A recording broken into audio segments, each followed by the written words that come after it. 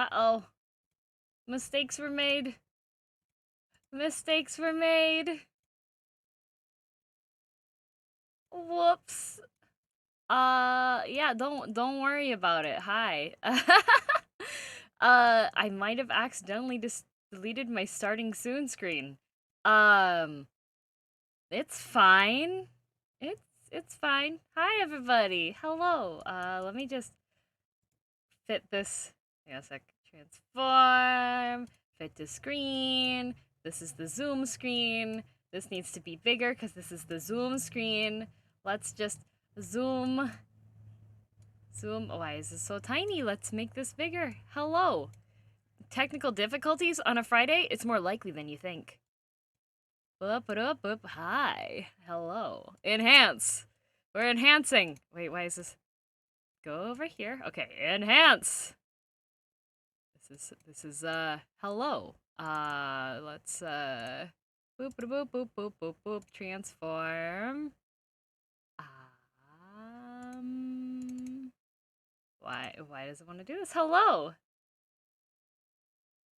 Let's move this down here. Aha! I found it. Okay. Come down. Get down. Hiding. We're hiding. We're enhancing. You've never seen Girl DM like this before. Ooh, ha ha ha ha.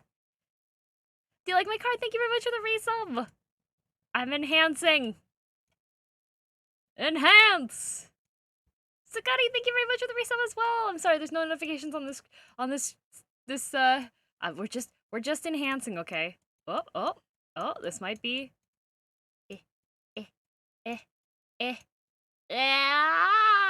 hello. Hi. Okay. Let me just move this screen over to the side here. This element is too small to be displayed. Well, that's the wrong button. Hi. Happy Friday.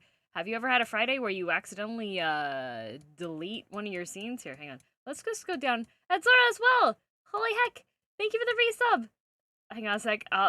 We'll be back with a few messages from these sponsors. I think I deleted my starting screen. I deleted my starting soon screen. Pepe hands. Can we get some pee hands in the chat, please? Some pee hands in the chat, please.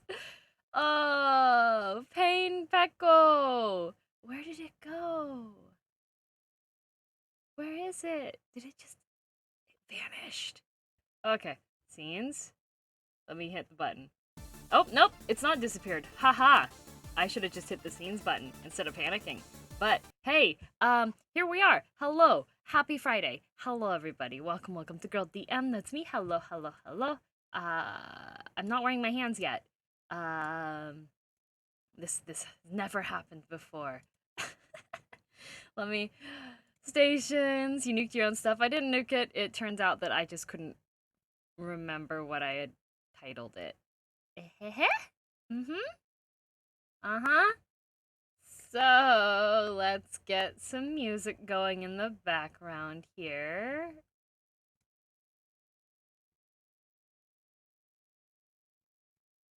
Turn down the volume bit. Ah! Ellie! Oh my gosh! Elika! Hi! Hello, Raiders! Cutie Raid, thank you! You just missed a ton of scuff. Woo! Dodged a bullet there. Hello, Raiders! Welcome to Girl DM. We just started. Hello! Why is my hair doing this? Wow. I'm trying to get my hands on. Hang on. I'm getting hands on. I literally just started. Hello! Thank you for the resub. Hello! Thank you for the follows. Welcome to Girl DM. That is me, your girl direct message coming to you directly live on Twitch. Hello. Skeleton Weeb! Holy moly, thank you for the resub. I really appreciate it. Thank you. We're gonna be drawing today and having story time and doing doodles. It's gonna be fun. I will tell you about why it took a year for a sword to arrive today. Neon time not headphones, my bad, very sleepy, no worries. We are raiders. Oh, you're raiding for glory? DM is a professional streamer. Shush. Nobody saw anything happen, okay? It's fine. Thank you for the host, Mr. Lemming. I appreciate it. Oh my gosh, what? There's a hype train? What? Why is there a hype train? What? Masherbird, thank you for the resub. I can't believe DM accidentally cut her entire streaming assets so while wildly swinging around her katana. And 17, thank you for the 100 biddies. I appreciate it. Thank you so much. Thank you. Let's see here. There's, oh my gosh, there's gift subs. Hang on, I'm gonna grab some dinner. Okay, thank you very much for the raid. And hello, everybody. Have a lovely dinner. Corn, thank you for the gift subs. Holy heck. Whoa, it's been a while since we've had a raid. Not a raid. Hype train. That's it. Hype train. Hello. Hi. I put my hands on now. Yay. Yes, there is a hype train. Why is there a hype train? I specifically said it, so it's hard to do a hype train. Thank you for the hydrate. I do need to do that. Thank you. I'll hydrate. Okay. We have hydrated now. It's... What? It's level 5. Why is it level 5? What? Loud noises. Thank you for the biddies for Vincel. Gearbox. Oh, those are the gift subs from... Stars, thank you for the... Oh my gosh. What? It's a Friday. Why are you hype trading on a Friday? Oh my gosh. Mashed Bread and Simple Moose and Mask Elephant and Eclipse. Oh my gosh, thank you for the subs. Why is there a hype train? Hello, because it's a Friday. Is that why? Is that why? I'm behind on redemptions. I am sorry. That's gonna take a little second to catch up on. Wow. But yes, we're planning to do Doodles right now. That's a biddy sound. Thank you, Forbidden Soul. Loud noises. Let me get my art program open because we're gonna do art today. Wow. No brain. That's medium. Stars. Oh my gosh. Starfire, thank you for the biddies. And no music? What? Oh, I forgot to hit the button. Thank you. Oh my gosh, Stars, thank you for the biddies. Oh, there's the head pats. Okay, there we go. Let's get some head pats. Viva la Hype Train. Thank you for Forbidden Soul for the 100 biddies. I really appreciate it. Hype Train. Why is there a Hype Train? Oh, Zora, thank you very much for catching the fact that I had not turned on audio yet. It is on now, though, so that's good. Thank you for the follows. Hello, welcome to GoldDM. Okay, let's just move this scene over to not that one. Drawing. There we go. There, Corn. Oh my gosh, thank you for another 10 gift subs. Holy heck. Thank you. And the train has left the building. Wah! Wah! All these gifted subs, I'm crying. Me too. Holy heck, thank you so much for the love. Wow. Scuff sensors. Scuff sensors detect above average levels of scuff. Thank you. Alzora, your scuff sensors are very powerful.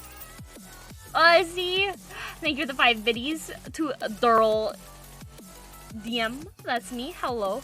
Just adjusting my chair here. I have a new chair. It's very fancy. Yes. How are you doing?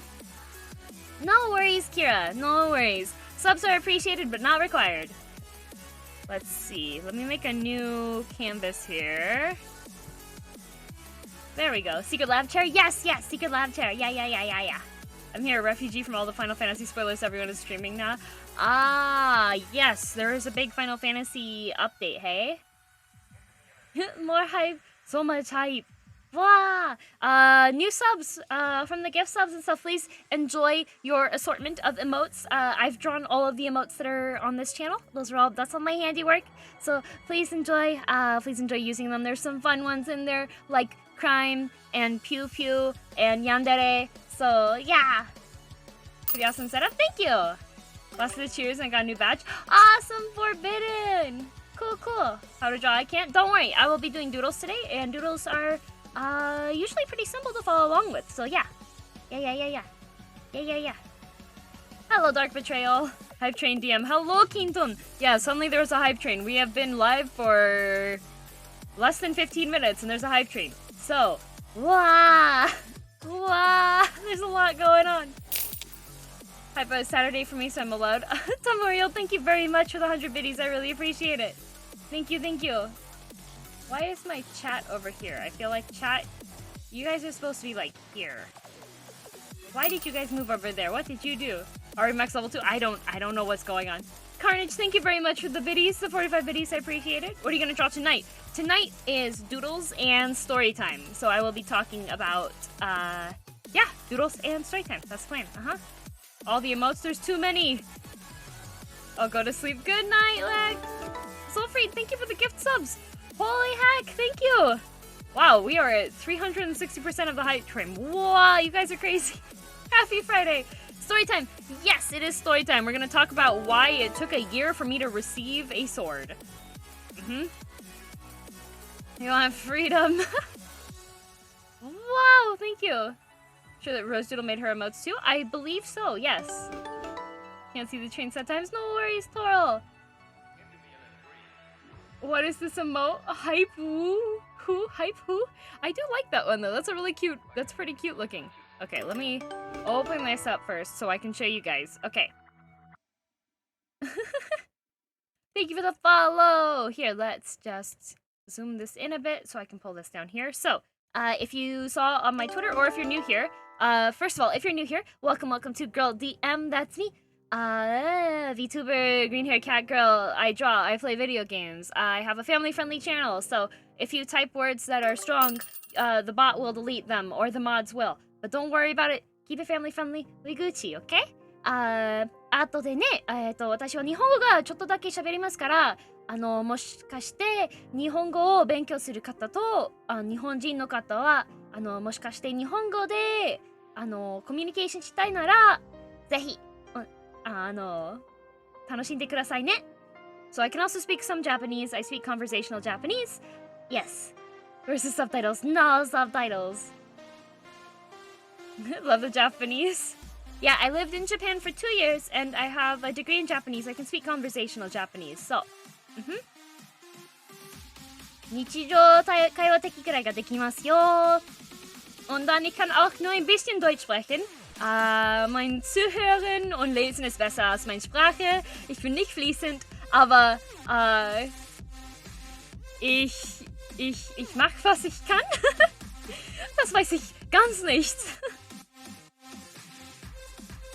Yeah, I speak a bit of German too, but my listening and my reading is better than my speaking. Must be lucky to watch anime without subs. It helps. Trying to learn Japanese by watching Japanese VTubers on Twitch. Nice. Self-taught myself Japanese. Cool. I took Japanese in university for 3 years, and then I lived in Japan for 2. I have N3 certification from the Japanese government, which means that I can communicate in like daily situations and stuff and have about like middle school level of reading ability. So, yes. Held that sword. Photo somewhere. Nice. Do you prefer subs or dubs to your girl, Tia? I say, Kirby, thank you for the host. I appreciate it. How about speaking Tagalog? Oh, I wish I had a friend that spoke Tagalog and they taught me a couple phrases, but I have long since forgotten them, unfortunately. So, hello, Div. Big hack and cheers for you, Div. Happy Friday. Gigatron, thank you very much for the resub. Thank you for 4 months. I appreciate it. Thank you. I apologize for the scuff and the hype stuff. I was not expecting Ellie to raid me right at the start here. I want to start getting back into learning Japanese again. I don't know where to find a good place to start learning grammar. Oh, Magi-sensei. Look up Magi-sensei. It's a blog with a cute doggo, and they explain all the grammar points really, really clearly. I can't believe DM killed Genji to take his sword. That's the trick. I was always Genji. Wahahaha. Okay, so, here you can see on the screen, this is my new sword. This is the Genji Ultimate Sword. It lights up, it has LEDs, it has sound effects. It's kind of like those fancy lightsabers that when you hit them on things, it makes like the crashing sound too. Sarah Genji as well of all VTubers. Yes, I am Genji. So, here's a picture of it in my desk setup. So yes, I am sitting right about here right meow. I have chat, you guys are right about here on the screen, so I can see you guys over there. How much did that cost, the sword? The sword I got on sale, and it was like $150 when that happened, but I bought this sword in 2019. It arrived today. A Genji main? I'm not a Genji main. I actually main Mercy and Ana. I'm a support main. I've played a lot of support. Knife drawing is so cool, isn't it? I love this knife drawing. It's so good. So this is just beauty shots of the sword in my desk setup. So yeah, this is my Lost Head Fact Fox. Nice, Aegyo! You have a fancy setup? I do. This is my baby. Let's see. Soon to fit? Nope. I don't know why it does. Oh, okay, there's a zoom in here. There we go. There we go. That's a little bit better so you guys can see. So, this is my desk setup. It took me 3 years to put together, and it was completed before I even started VTubing. This is a passion project of love. I love my desk. Why is the roof? Yes, my bed is above me. It is a loft bed setup. So, over here, this side here, whoop, this side right here, this side here, this is a bookshelf, and right a little bit farther to the right here is the ladder to go up the bed. Violet! Hi! Hello, lovely Violet. How are you? Where's Gildium? I'm sitting here. I'm right here, right meow. Except for I do not have the sword on my desk right now. I have my tablet on the desk. Love you so much. Have an amazing day. I'm in pain. Got vaccine the other day. Oh no! Well, congrats on getting the vaccine, but I'm sorry about the pain. I hope you feel better soon. Eclipse, thank you for the gift sub. Hello, Alien Master. This is your first time watching my stream. Welcome to Girl DM. Hello. Basically lives in, yeah, practically closet size. Yep, my room is not large enough to hold both a desk and a bed. So, best of both worlds, since I am a tiny Girl DM bean, I'm 5'2". I have a bed desk combo loft thingy from IKEA that's designed for middle schoolers, but yeah, I can go here. Thank you for the follow. Feel better healing Girl DM very soon accomplished. Yay! People might have the... Yes, so I just got this sword here. This is the Genji Ultimate Sword. It's really bright. So normally, when I'm streaming, I set all of the LEDs and all the lights and everything on just regular white lighting. But when I want to take like beauty shots like this, I will change the lighting so that it looks cooler. Just because it looks cooler when I have like the fancy LEDs. When I have the regular white LEDs on it, it's kind of like, it's a desk. So, color just to flex, yes. I have space but don't need to use much. Compact setup is your dream? Yeah, this is my compact setup. It's pretty compact. You've got the desk here, and then there's a bookshelf right behind me. I have a tiny mini fridge back here too. Staying up late while being sick is comfy? Oh no! I hope you get better soon. Do you have any tips for learning Japanese, or the same as learning any other language? So, with Japanese, since Sweet hexing sword. Lord Zelix, thank you very much for the resub! Thank you for 3 months! And yes, it is a sweet hacking sword. I love it. I love it. What's in the mini fridge? Right now, there is 1 can of white wine. How fast is Gildium ult charge? When do we nano blade? We nano right now! Nano me! Nano me! Nano me! Violet! Nano! Nano! New follower, do you have any tips for new streamers? I can give you some. The main thing is when you are streaming, okay, so when you're a new streamer, your view count's not going to be that high. That's pretty typical for it. When you're a new streamer, you need to build an environment that people want to be a part of or want to listen in on. So part of doing that is finding ways that you can keep the interaction up without actually requiring input from other people. So that can be through talking to yourself or having interesting things on screen or being proficient at things. Like, you have a lot of streamers that fall into different categories, right? You have like professional players. Professional players are going to gain a viewer base regardless if they are very talkative or not, because they have an expertise that people want to learn. When you have entertainment-based streamers or people that aren't professional gamers, you have to work what your strengths are a bit more. So for me, I like to talk to people a lot. If you can't tell, I did a lot of like day camps and stuff and hosting for stuff. I was a teacher for a while. So I'm used to maintaining a certain level of energy, regardless of if there are people listening or not. Because, yeah, when you're teaching a group of students that are like, don't care, you still have to keep the energy up. So, yeah, play off of what your strengths are for things.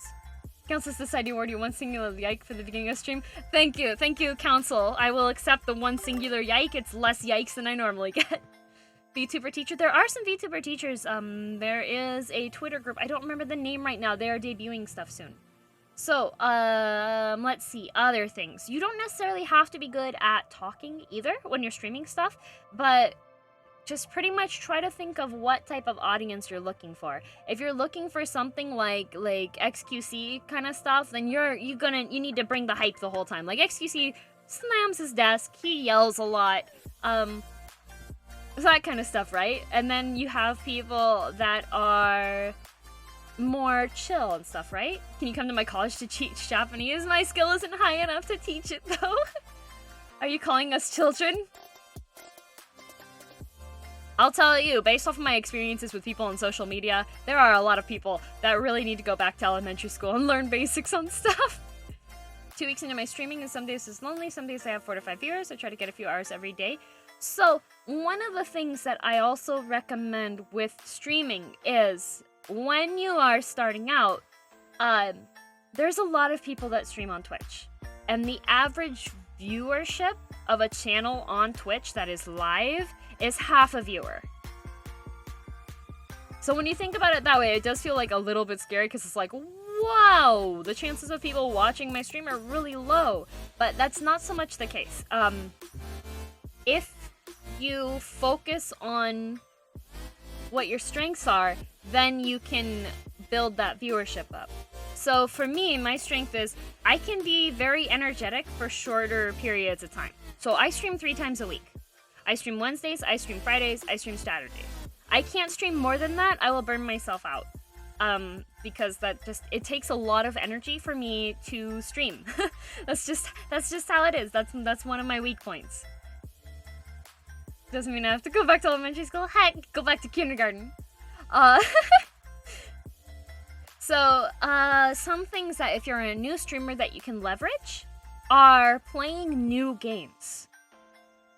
So if there's a new indie game that's just come out recently, like it's the first week of its release, playing that game and then sharing the fact and adding the team that you're currently playing their game or referring back to it is a really good way to get some new fresh viewership, because games that are well established like Valorant or League of Legends or Overwatch, there's going to be a ton of people streaming them.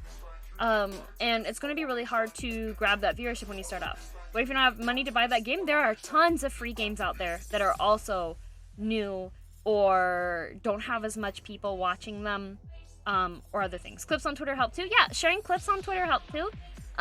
Even if you're just like sharing silly ways that you've died and stuff too. Is there going to be a quiz on this? Yes, there is, Dib. Love Starbound. Sounds like me, I can't be around people for a long time or I feel tired. I 100% get that too. I'm also the type of person that when I am not streaming, I'll just go and like sit in a voice chat and draw without talking for like hours. When you learn Japanese, do you start off with simple phrases or writing? Combination of both. Like pretty much when I was learning it, I learned all parts to it. We were learning the writing as well as sentences and the grammar forms that came with that and vocabulary that goes with it. I like the Secret Lab KDA chair. I'm getting the Logitech KDA mouse when it comes out. Nice, Corn! I really love this chair. This is like the most comfortable chair ever. Shout out to Secret Labs. I bought this chair with my Christmas money. It's so comfortable. Oh my gosh, I'm so happy. Wi-Fi connection is slow, so it'll be hard to stream. Well, in that case, Mr. Stickos, it might be better if you go like the YouTuber route and record your content beforehand, edit it down until it's like a 10 to 20 minute video, and then upload that. You can work with what you have. Like, if it's fine to start off with something like more doable before you try to go for like the big stuff. Will you update the BRB screen with the new chair and sword? I should. Are you sitting on a stool or something? Because I don't see it. I'm sitting right here. Saigami, this chair. This is where I'm sitting, Saigami. I know it doesn't show up on the screen. I haven't edited it yet. I'm not invisible. I'm not literally in this picture right now. I'm showing you guys this picture that I took earlier today. There's no one in that chair, DM.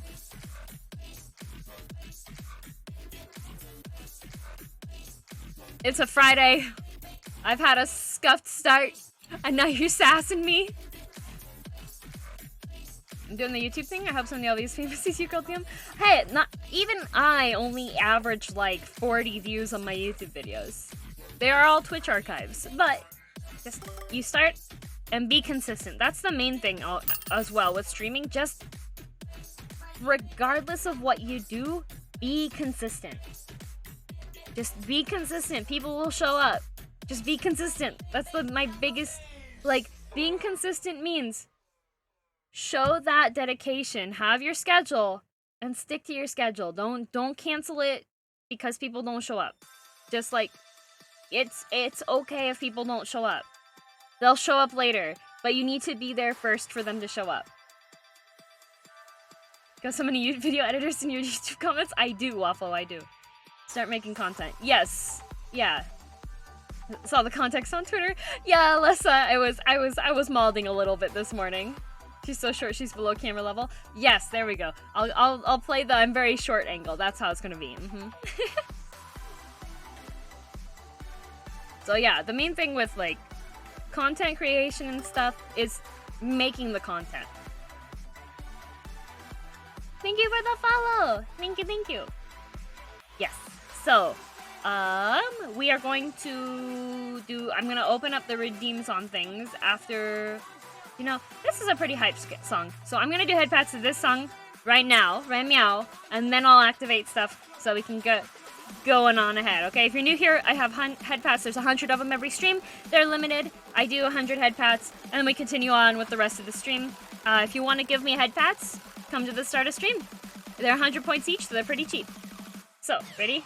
1, 2, 3, 4, 5, 6, 7, 8, 9, 10, 11, 12, 13, 14, 15, 16, 17, 18, 19, 20, 21, 22, 23, 24, 25, 26, 27, 28, 29, 30, 31, 32, 33, 34, 35, 36, 37, 38, 39, 40, 41, 42, 43, 44, 45, 46, 47, 48, 49, 50, 51, 52, 53, 54, 55, 56, 57, 58, 59, 60, 61, 62, 63, 64, 65, 66, 67, 68, 69, 70, 71, 72, 73, 74, 75, 76, 77, 78, 79, 80, 81, 82, 83, 84, 85, 86, 87, 88, 89, 90, 91, 92, 93, 94, 95, 96, 97, 98, 99, 100. Dib dab dab, don't you dare!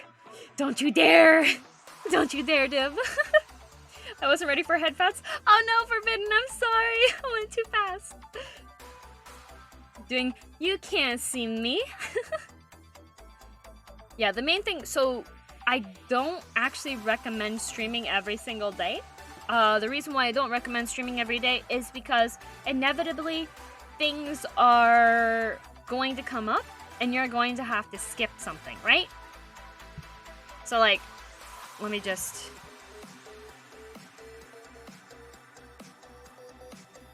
Thank you, Kira. So when you're streaming... Let me swap over to this color set here.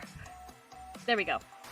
So, I'm adjusting my camera a little bit better here. There we go. Okay. One on Yan time? Oh my gosh, Saigami, don't. It's expensive. It's expensive. Okay, so.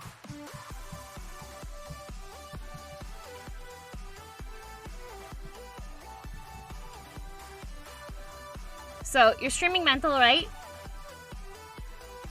When you have so when viewership, right? So you have people that when they're low views, they're kind of like, oh, people don't like me. But then you have people when it's high. You also have you start getting paralysis on things, right? So knowing how to mitigate yourself and like keep that baseline between them is really important too. So like if I'm streaming or if I'm playing a game with someone, I try to maintain my same level of energy regardless of if I'm playing with a friend. If my friends are streaming. If they're not streaming, then I'm not going to be as like energy. And also I don't want to steal away from their time. But if we're playing a game and I like hyping up and stuff, I'm going to maintain the same level of energy that I have on a regular stream. So, like, making sure that you have that same level of energy between the views, right? Trying to figure out how to do expensive nyan time has to be...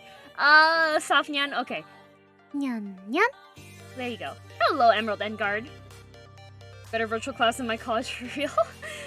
Thanks. Hide your view count. Yeah. I hide my count. So I hide my count when I'm live, but I do check my view count afterwards. So when you are starting out, your metrics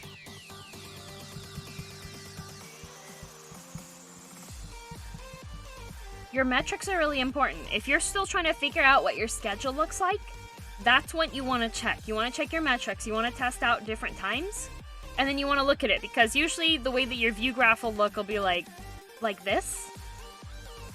So what you want to do is you want to do a couple of those so you can get a baseline and see if you can find a time that's kind of like this, and see if you can like replicate that.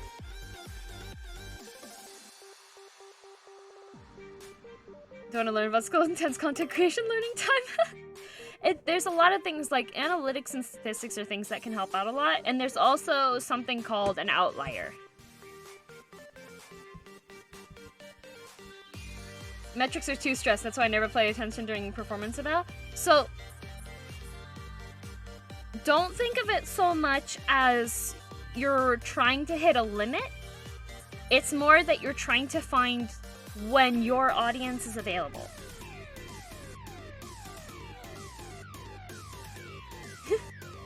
Getting rated by XCC is an outlier. Yes. There are also other outliers that can come into play. So, outliers would be like a big raid. What are we talking about? Talking about streaming. Another thing that could be an outlier, it could be your game category. Especially drops. If there's a game that has drops enabled and it's whoever is streaming this game has drops, if you put drops enabled in your title, you're gonna get a lot more people viewing you, but you can only expect a very small percentage of them to actually follow you to come back to you later, depending on what your content is. The majority of the people that are there, they want those drops. They want their free internet thingamajiggies for that game. So, finding the balance, yes, find the balance for yourself when you're streaming. What type of content you feel comfortable doing, and you're gonna play some games and you're gonna realize, hey, I really don't like playing this game on stream, and that's completely fine. You just have to figure out your balance for your schedule, right? So for me, for my schedule, I hit my chair. Let's see. Doop-a-doop. Okay. For me, my schedule, right? So if you have 24 hours in a day,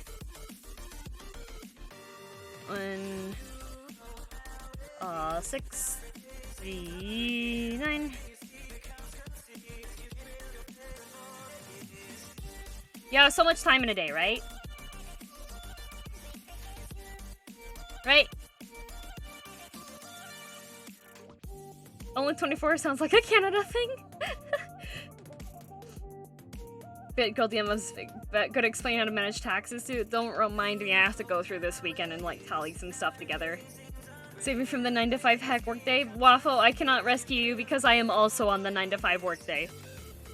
So my standard day, so if we say like a Wednesday, right? So Wednesday I start work. It's 12. Just pretend that it's 12. there's a 2 here. Now it's 12. Now it's 12. There you go. Oh, thank you, Sun. Sando, thank you. So Wednesday, I wake up at about 8 o'clock in the morning.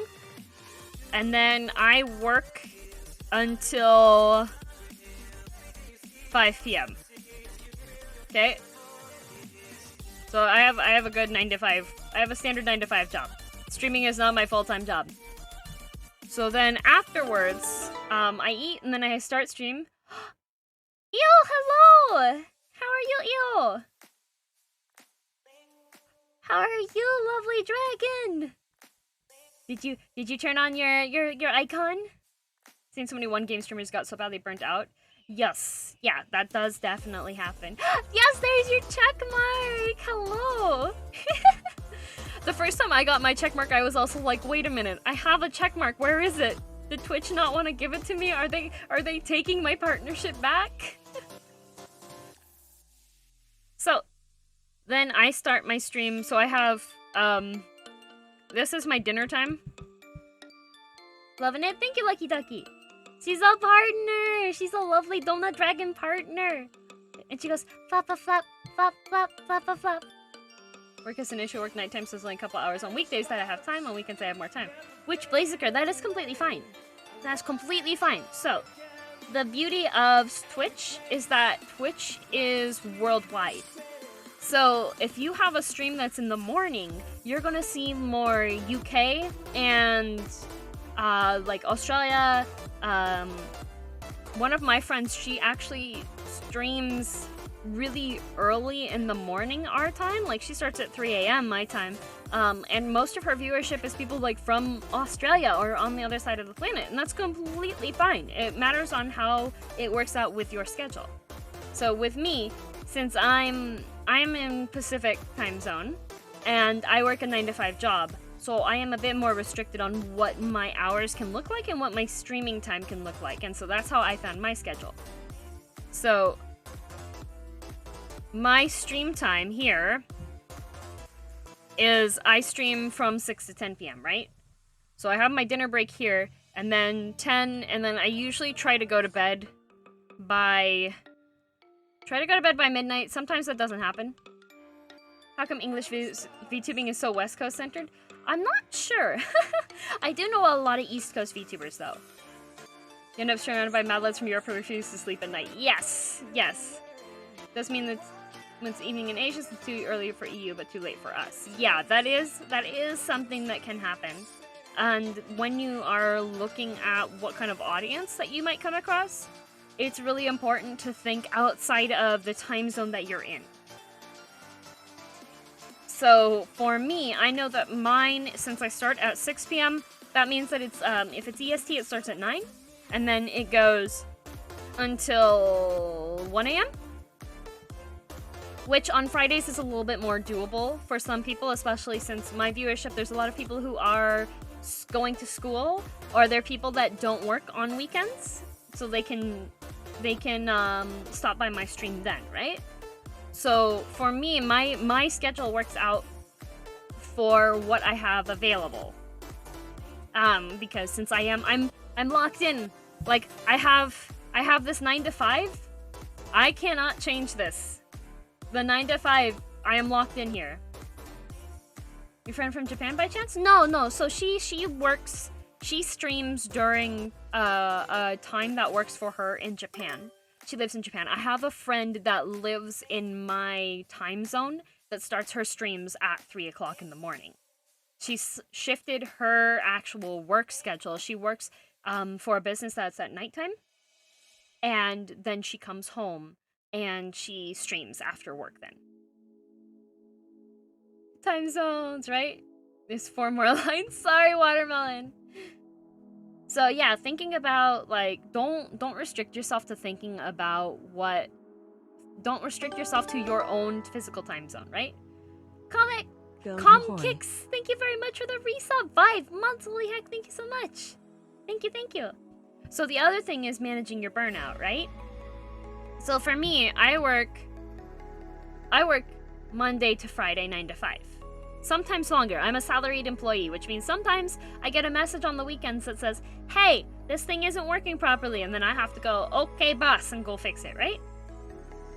So for me, I do 6 to 10 on Wednesdays and Fridays, and then I do 1 to 5 on Saturdays, because I am very active on Twitter. Twitter doesn't require me to be at my computer, first of all, and you can just type a one-word thing like beans, right? And tweet that out into the universe. You don't actually have to, like, sit down and focus on it too much, right? So, beans. Beans. So, I shift my schedules on Saturday. I 100% could do a 6 to 10 stream on Saturday, but I want to have my streams more viewable for people that are in different time zones, so I have one outlier stream that is a completely different chunk of time that's on a weekend. Meaning as an employee, my employer wouldn't have to beg me to do anything on a weekend. Usually it would have to be that level, but sometimes I heck things up. Aussie J Lee signed my baby. Wow! Is that the Instagram famous Aussie J Lee?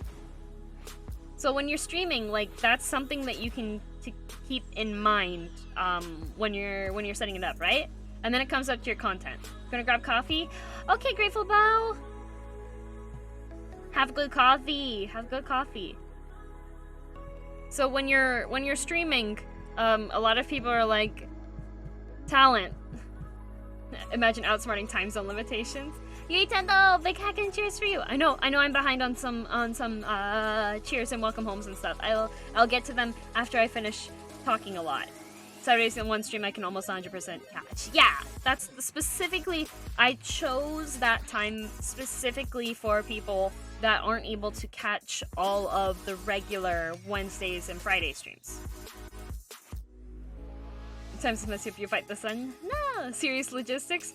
This was me I'm trying to make the most of the time that I know I have available, because my schedule is a lot more limited because I work full-time, and then I have, like, I need to get groceries, and I need to do upkeep on other things, and I do have other hobbies, and I need to be able to have that free time available to do those other hobbies and work on those other skills, right? Hello, Shoots! So, talent. Some people are like, well, I don't have talent, I shouldn't stream. That's a lie. That's a lie. Everybody has talent, and if you don't think you have a talent at it, congratulations. You can just practice at something and it will become a talent. People say, oh, you're a talented artist, oh, you're a talented speaker. Those are all things that I practiced. You can practice doing that. You can get acquainted with being a better speaker. I'm talented at watching VTubers. My talent is to be lazy. You can completely make content out of that, though. You have people that are like, what's his face? The yo guy, right? Who just, like, he reviews a whole bunch of YouTube videos. If you look on his YouTube channel, he's just watching videos on YouTube. Like, right? Like me, I get off Saturday and Sunday of... Yeah, there you go. There you go, Bloodman. So when you're doing it for at least several years, not more than a decade. But that's the thing, right? Like, with streaming, you're pretty much... So here's the trick with streaming. If you're like, I'm not talented on something, if you are streaming 12 hours a week, congratulations. This is becoming dedicated practice time.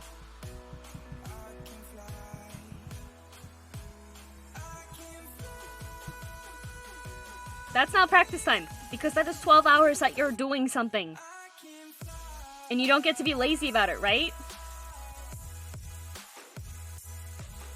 Right? Like, even if it's a video game or if you're studying, there's people that stream while they're studying. Hello, Business Arrow.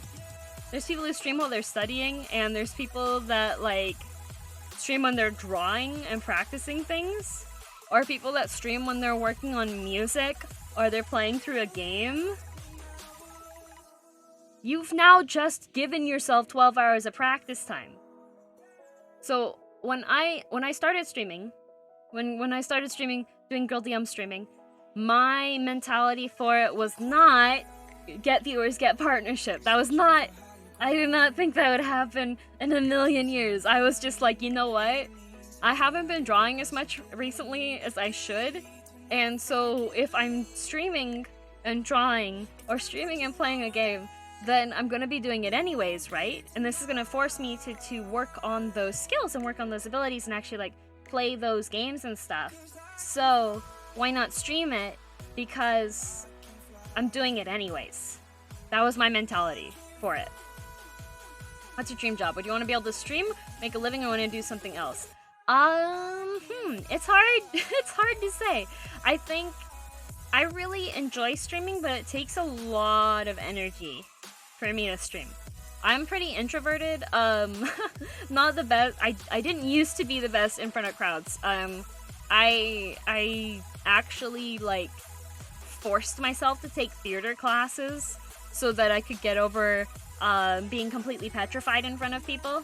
Like little young girl DM when she had to use the phone, like back when I would like be calling about pizza, right?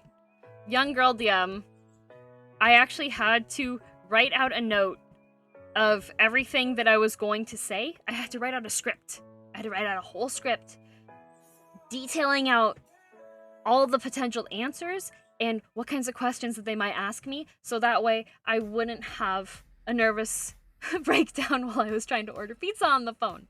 So, that's just something that you have to like to practice and do. And if it's something that you're planning to do anyways, then you can stream that, and now it's become a dedicated practice, right? Stutter like mad. I had to read that really slowly. Step 1, don't cry. Yep. Anytime I had to go talk to anybody, be it at like part-time job or a teacher, I would start crying. I would be like, need to ask them for paper that I missed because I was sick a day or something, and I would just start crying, right?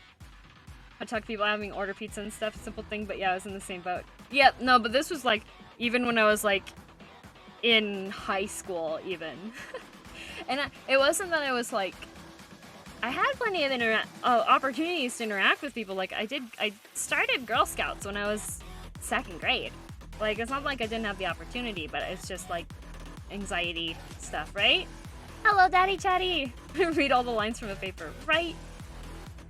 How are you, Daddy Chatty? So that's where it becomes when you're streaming and you're worried, you're like, I don't have talent, or I'm not funny, or I'm lazy, I don't have something I can do. If it's something that you're interested in doing anyways, why not stream it? That was my mentality on it. See what I'm gonna order, and then once Forbidden Soul, yep, I had to write all of that stuff out too. See, Measure Bread, if I would have paused like a really long time, I would have been so embarrassed that I probably never would have called that pizza place again. Streaming ordering pizza? You could just stream yourself going through, don't dox yourself though, because I know like Domino's will show your address on there. You could just go through and like ordering pizza with chat kind of thing, right? Setup is super neat. Thank you, Daddy Chatty. I like it a lot. See? Helping people find what they're talented at. I think so too. I play games daily, so I thought it might be good if I streamed it, since I wanted to try out streaming. That is a good thing to do. It just depends on the games too, right? If you're playing games, people like to see, if you're playing like competitive games, people like to see expertise. Or they like to see insane trolling. So that's where you get people like classic Tyler 1 getting really mad and running it down. Now, if you're choosing to go that route, you are going to gather a specific type of crowd that likes that type of content, and that can affect how you are viewed overall. And if that's not something you're comfortable with, then I don't recommend doing that. If you are fine with playing a heel, then that is the type of content that you can go into. Oh, you get a Tinder ad. What the heck? What the heck? Want to start streaming or even podcasting? Is I don't know what I would do. Love to tell stories of like games. I'm just nervous. Suggestions? There are lots of really good lists online about like things to start discussions if you're thinking about like stuff to talk about, or you can just talk about something that you're interested in. Like I could talk about anime. I could talk a ton about anime. I could talk a ton about tea because I love tea. I could talk about weather. Like just picking a category, right? It's impressive. It creates goals for people to reach. It is. It is impressive on that. What do you use for the 3D one? I use a program called VDraw. What happens if someone gives more subs than a person has followers? Then it starts giving the subs to people that have a percentage of watch time on that channel. Speaking only legit, then you could totally do that, Measure Bread. There will be people that are interested in that. And the other thing too to think about is, would you be better off live streaming what you're doing, or would you be better off recording it and then putting it online onto YouTube and adding additional commentary on it? That's another thing to think of. Because with Twitch and live streaming, it's very much a performance art, spontaneous performance art. You can work off with chat, you can work off of reactions, you can work off scenarios that happen, like if your stream starts off scuffed and you realize that your live screen isn't coming up properly, how are you going to work with that? Do you have a backup plan for if that happens, right? Do you embrace it, or do you have a way that you can cover it up and be like, oh, business is normal, right? Been at this for almost an hour. Yes, hello James, thank you. I can talk forever. Yeah, exactly. Duchess 40T recipes. I am reading that series.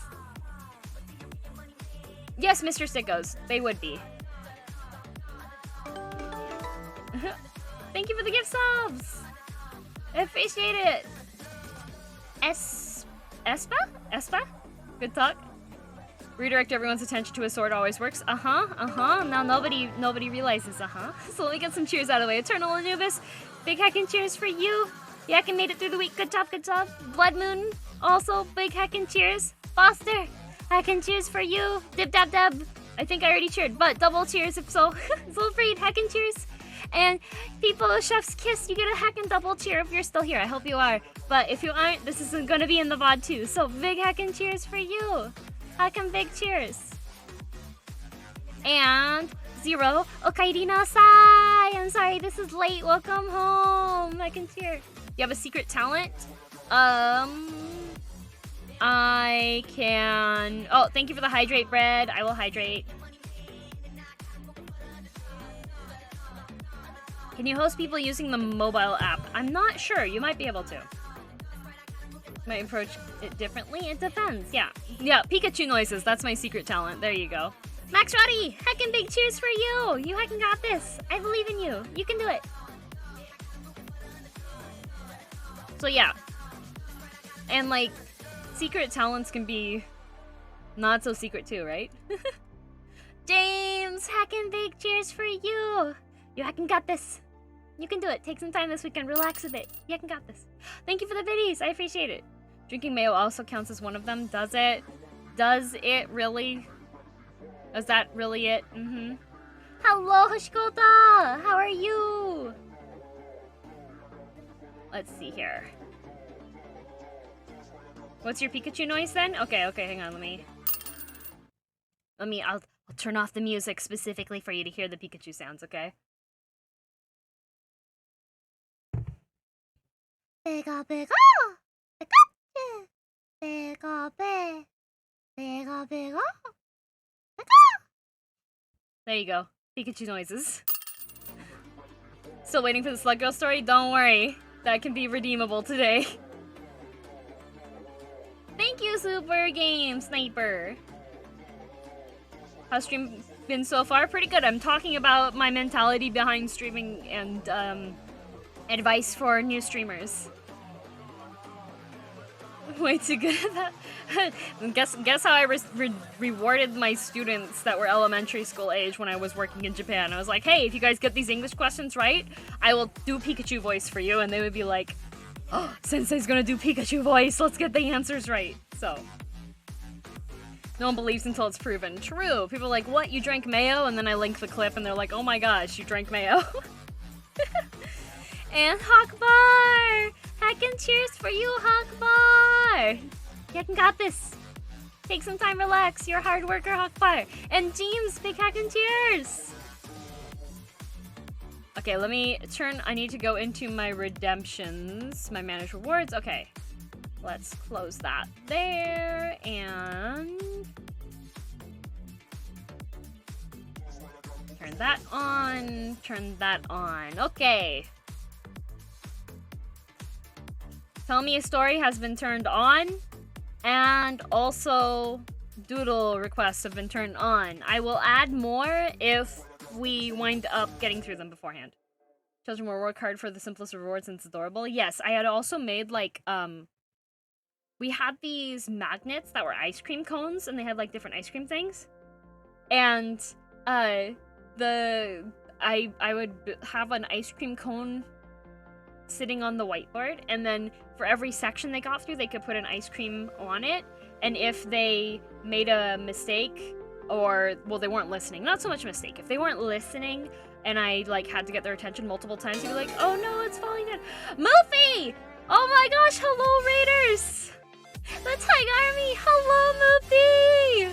Hi! Moofy's the stinkiest. Oh no, if you don't raid, oh my goodness. Huge raid! Wow, that was 2 massive raids tonight. Thank you so much! Hello, hello, welcome to Girl DM, that's me. Hello, I am Girl DM, Girl Direct Message. Hello, hello, hello. Today's stream, we are doing Doodles and Storytime. I am your family-friendly, green-haired Neko Cat Girl. Hello, hello. And, あとはね、日本語も喋りますから、ぜひ、ようこそ私のストリームへ。今日は、落書きをしたり、面白い話を話したりしますからね。Welcome, Raiders! Thank you for the follow! Gambit, thank you for the gifts of the movie! Twitch likes our smell? Yes, Twitch loves your smell. Good smell. DM is for direct message, not Dungeon Master? Yes, DM is for direct message. So, yes, yes, yes.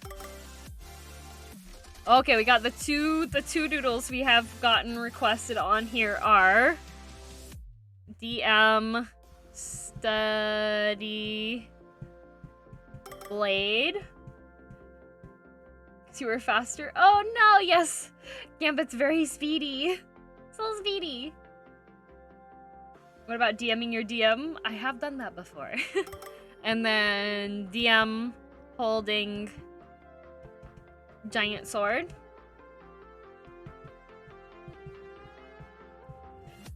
Usually Nyan Time is cheaper, but Nyan Time stocks have shot up in price. So hope your stream has been super good. It has been. It was a little scuffed to start, but it's going really good. I had some good chats with chat. Yep. Hello. Did you have a good stream, Moofy? Thank you, Spoonay. Let's short sell Nyan stocks. Don't do it. Nyan to the moon. Don't do it. Thank you for the follow. Oh, and then we have a welcome home for the Raiders from Espaso. Okaeri nasai. Welcome home, Raiders. Thank you, Leslie. I'm a partner now. Yes, you are, Moofy. Look at that check mark. She's good now. Look at that check mark, Moofy. I'm so proud of you. So purple. I know. So fancy and purple. Thanks for the Raiders. No, I have my buttons are actually being covered up by my phone tracker right now, so it's a little hard to do things. I would never cry. Moofy doesn't cry. She sweats from her eyeballs. See you later, Kira. Okay, so I will do a story time first. I'll do a story time. So, I'll show you everybody, new Raiders and everything. This is my desk setup. I'm sitting in this chair right now. You can see this beautiful, beautiful beastie right here. This is my new sword. There's a better view of it. Grab your snacks, it's story time, it's story time. So, this sword here. This is the Genji Ultimate Sword. It lights up, it plays sound effects. It has motion sensors in it, so it plays different sound effects when you move the sword around. You can smack it on things and it will make a different sound effect. So, I just got this today, but does it make coffee? Where do I get the triangle lights? They are called nanoleafs. Beyond cool, right? It is so cool. It's so cool. So, see you later, Mr. Watermelon. No, Saigami. No, this is gaming chair though. Look at it, it's so pretty. It's so comfy. This is an actual photo arrow. This is my desk setup. I'm underneath my bed. Chat is currently right about here, right over my face. The new chair! It's so comfy, I'm so happy. So yes, this sword. Does it have cup holders? It does not. I usually put... Yeah, this is my setup IRL, yes. Here's a couple more beauty shots of it. Boop, boop, boop. Oh, there's with the green. There we go. Here's with the green. And here's a close-up of it on the desk here. Actual Genji sword. Yes, that's the sword in the sheath. I'm using this mouse right now. Thank you! I'm really proud of my desk setup. I love it a lot. I don't have a lot of room in my room, so it makes me really glad that, like, I was able to set it up like this, because, like, right here, this is a bookshelf. It doesn't move. On the other side of it, right about here, this is a ladder to climb up to my bed, which is above me. Aw, thank you. So, story time. So, this Genji sword of mine. This Genji sword. Story time.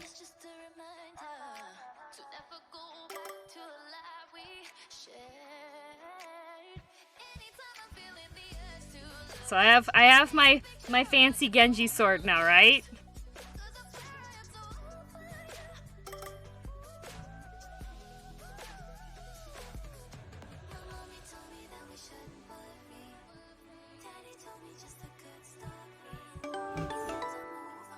Sword! Please ignore this. You're fine, don't worry. Oh no. It's not sharp, it's plastic. The Genji quotes. I do this all the time, I do. So, I have my sword now. I am very happy I have a sword now. The problem is...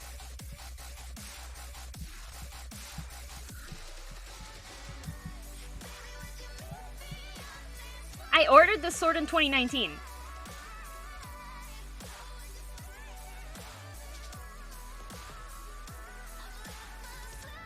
I ordered this sword in 2019. This sword arrived today. That's why I took fancy pictures, 'cause my sword that I ordered in 2019 made it to my house today. How much was it? When I ordered it, it was on sale. I think it was like 150 US in 2019. It arrived today. So, 9 months? No, Yui. I ordered it in 2019. It is 2021.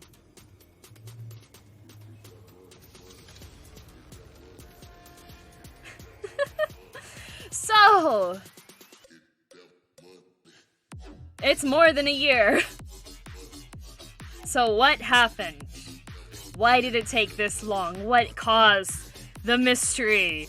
That is something that we will delve into in today's story time.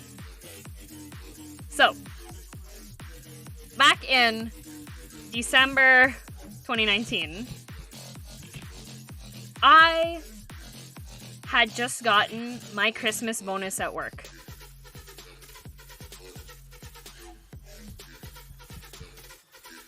So I got my Christmas bonus, right? And I was like,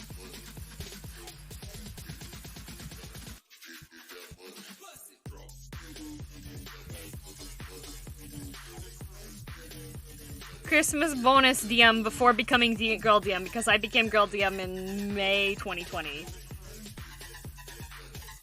Here, I'm gonna change the music to something that I need no words.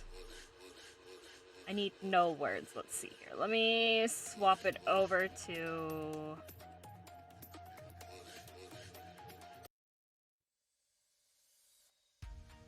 There we go. Okay. Fake DM. No, this is before. This is before. There we go. I fixed it. Okay. So December 2019. Good office worker DM gets her Christmas bonus and goes, you know what? I love Overwatch. I love playing the video game. I'm bad at Genji, but boy, he's attractive. She also goes, I just made a replica Ana gun for Blizzcon. And I have a replica Diva gun that I made too, right? So I have a Genji statue and I'm playing. He's so good.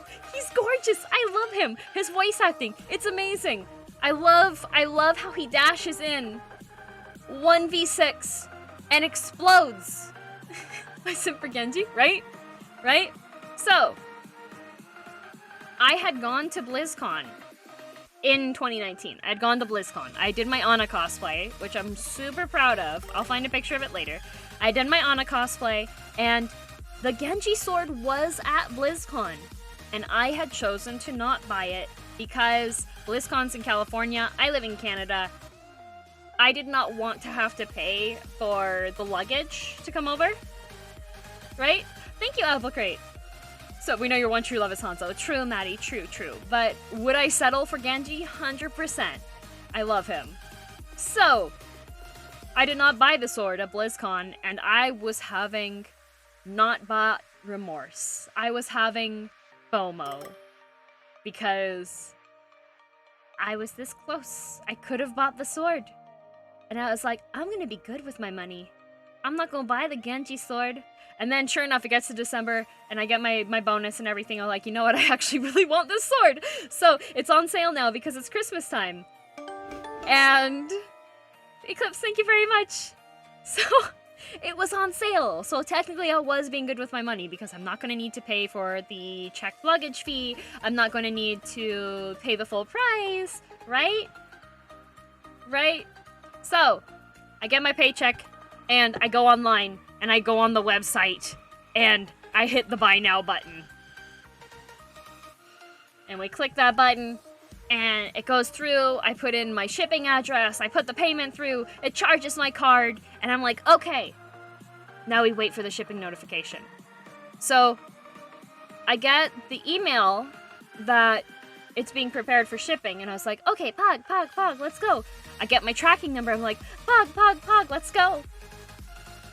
And I'm the type of person, when I get a tracking number, I check that thing. Like, I'll check it in the morning and I'll check it in the afternoon. As soon as I get the tracking number, I have seen all stages of the tracking number life cycle. I have seen the number has been printed, but we don't actually have the package yet. I have seen the package is being brought over to our facility for sorting. I have seen it's going through, right? So,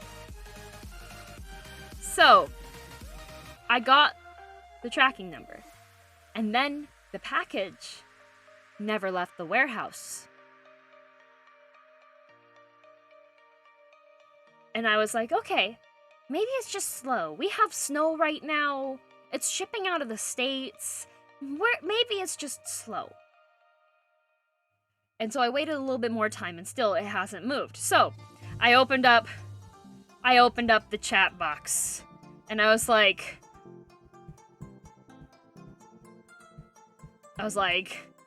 where's my sword? And the nice customer support agent was like, this is weird. I can see that it hasn't left the warehouse. I'll go set an order in. And she's like, don't worry, it'll be taken care of. Here's your updated number. It'll all be good. And I was like, okay. So I waited the weekend. Monday, it hasn't been updated. Tuesday, it hasn't been updated. Wednesday, I go, okay, this is a little bit sus. It's been a couple of days now. Where's my sword? So this time I call. And the lovely lady on the phone tries her best and she's like, you know what? I'm gonna go put in a refund order for you. I think it's just a problem at the warehouse. They might have lost your package. So I'm gonna give you... Thank you, Vitover! So the lady on the phone tells me, so this was try number one, she says, you know what, we're gonna refund it. go ahead and go ahead and hit the order button again after you get your first refund. And I was like, okay. And then she said, okay. And then I'll make sure, like, I'll check all the stuff on there. It'll be good. So I get the update. It's been packaged. Here's your tracking number. Don't worry, I did get my refund. I got my refund. I got it. I was like, here's your tracking number. Let's go. And it never leaves the warehouse. Again, it doesn't leave the warehouse.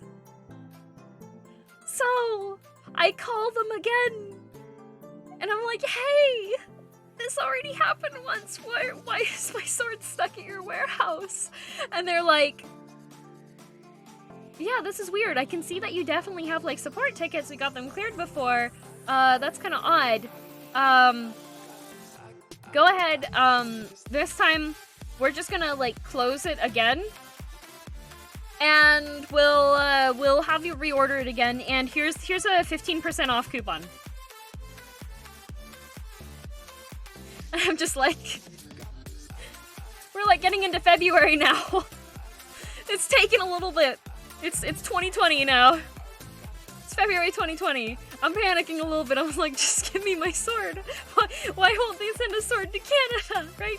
Well, I go to the next day. I go to check it again, right? And the site is almost the same. Almost the same, but they've added something this time. They've added some fine text.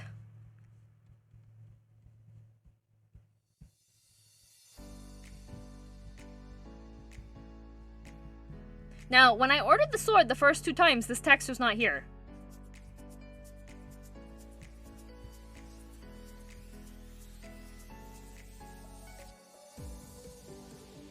And I am a devastated Overwatch fan. My heart shattered into 100 tiny pieces. Canada's even real. I wish! I'm just like sitting there and I'm at work trying to order this on my lunch break because I really want my sword. I've got a 15% off coupon. So I'm just like, okay, let's think of it. The solution here. Hello, Cordovan. Yes, it's the sword story. Cordovan, I got my sword today. It arrived today. So, I really quickly, finally, yep, Cordovan has been hearing about this story since this first incident happened. He heard about it then. What is Canada, right? What is Canada? Why can't they send it to Canada? We don't know. It's a mystery. So, does not ship to Canada. So, I message my friend Caro, who I tagged on Twitter. And Caro lives in Washington. I'm in BC. And we're like, he's like here. I'm like somewhere around here. And we're like, hey, we're online friends, but you're in Washington. I'm in BC. Me and a group of friends, we're gonna take a road trip. We're gonna go to Vancouver, and we're gonna meet up, and we're gonna go get bubble tea, and we're gonna go to Chinatown, and we're gonna take street photography pictures, and I'm gonna bring my fashion stuff, and we're just gonna have an amazing time. We're gonna have 4 days in Vancouver, and he's coming too. And we're like, bam, perfect, amazing. This is the plan, okay? So it's finally like, I think it's like April. It's like April 2020 now. Okay? And this time the order goes through, it comes to his house. Carol messages me, he's like, yo, the sword's here. Do you want me to leave it in the box? And I was like, yes, please just like save it inside of your garage for me, okay? And then,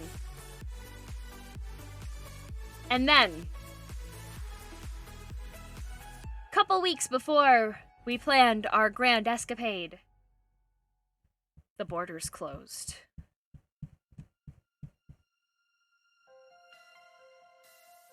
Because there was a guest in almost every country around the world called COVID-19.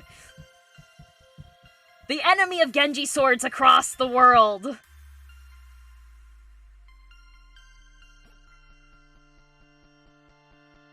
And I was devastated.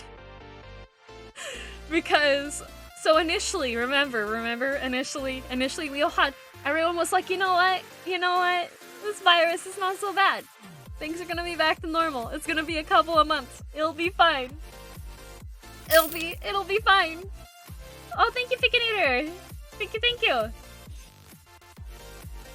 Cannot believe it's that long ago. Yup, it was a long time ago. So, it was not fine. Then it lasted a year. So when it initially happened, like, when people didn't quite know how COVID was transferred over, and it looked like surface contact, the virus could survive for like a week, like on a doorknob. During that period of time, all of the shipping companies halted all of their shipments.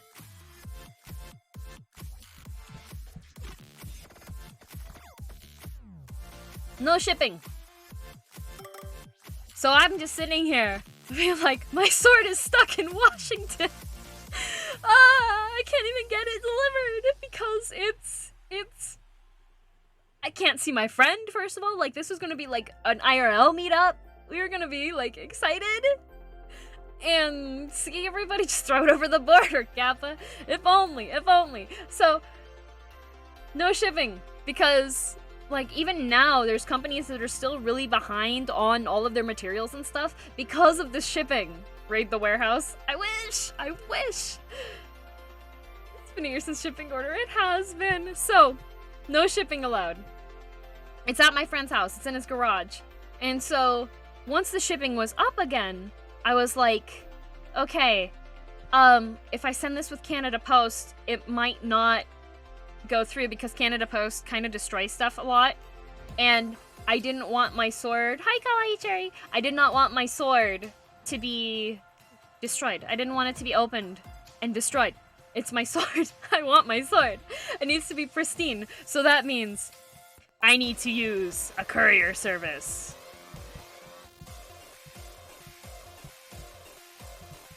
I do not trust Canada Post, especially after having, like, Friends cosplay destroyed in the mail. So, I need a courier service, but...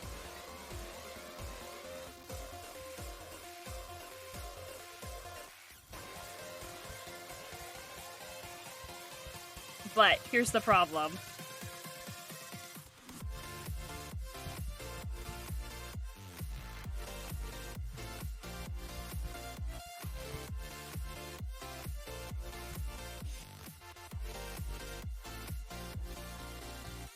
In, like, 2019, you'd open my wallet, and, like, mobs would fly out of it. What's a courier service? Like UPS, or Purolator, or, FedEx? A package delivery service. So, your girl in 2020, didn't have, like, the most money, and it's kind of hard to rationalize using a courier service where they want $100 to send something overnight. Half a year! Pox, thank you very much for the resub! Wow, half a year. Half a year, thank you for 6 months, I appreciate it! So, like, I had other things that I wanted to buy that were more pressing than getting my sword delivered to me, as much as I love my sword. So, I told Kiddo and I was like, I don't know when I'll be able to get my sword. Can you just keep it in your garage? And he was super sweet. He's like, oh yeah, sure. No worries about it. Like, there's plenty of space in my garage. I'll hold on to it until we can meet up or we can get it to you. And it could be, this is life or death. It is. And so I was, in my mind, like, all the projections and stuff, like Canada we were doing pretty good. Like, last year with COVID, we were doing pretty good at the start. Like, everybody was distancing, we had, like, a good shutdown. And then everybody got tired of it being a pandemic and started going outside again and like having their masks and stuff. And here we are as we are presently today, where everyone is still highly recommended to work from home, which is what I have been doing for the past year. So finally, on the weekend, I faced the fact that my, if my Hatsune Miku concert got canceled twice, the chances of, Vancouver meetup happening while this border is still very much closed is, like, 0. See shanties because we're all in the same boat, right? Mississippi, don't worry, they're doing an online concert this time, Cherry, so you'll be able to see her. So, yeah, Vancouver, not gonna happen. And, I got all the paperwork together and sent it to Caro, and Caro took the sword to the courier service yesterday and sent me the tracking number, and then this morning I looked and the tracking was like, oh, it's in British Columbia, it's expected to be delivered before 5 p.m. today. So, after much trial and tribulation and frustration and facing the fact that we are living in a pandemic still and I'm not going to get to go to Vancouver, I now have my Ultimate Edition Genji Sword replica that lights up, plays voice lines, and has motion-activated sensors that play different sounds. Mission success. We love a happy ending. Yes, we do. We do. Look at this cordovan. It's my baby. Do you see this? Are you gonna swing it around today? I don't actually have room in my bedroom to swing it around. I do have the Genji hoodie, and I also have the Genji bomber jacket that's reversible, and I would like to take my sword out and take pictures with it with that gear on. Should have even named one character suffer more than this.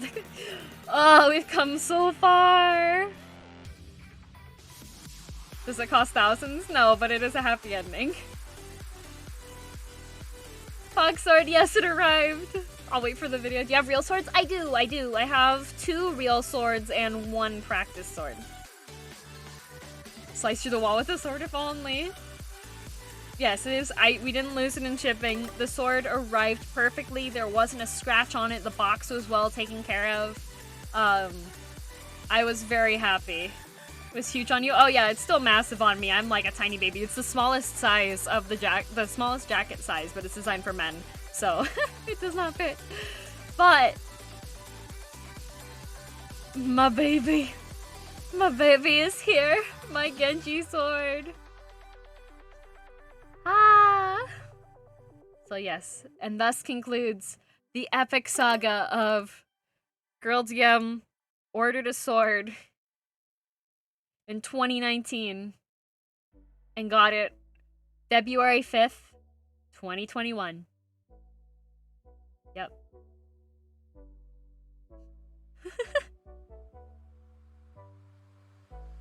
Oh, the elucidator, nice. Imagine 2 swords arrived in. Oh no, unfortunately, like they just couldn't ship to Canada, so that was what the thing was. The sword, since it's an electronic sword, it has mechanical stuff in it, yeah. To play all the sound effects and stuff. It doesn't. Normal mail service can't send it to Canada because it's electric. So that was the other hiccup too, because we were like, okay, we need to send this sword to Canada, but if you list something as like a sword or like plastic sword even. Jack, thank you for the resub. This 6 months, thank you.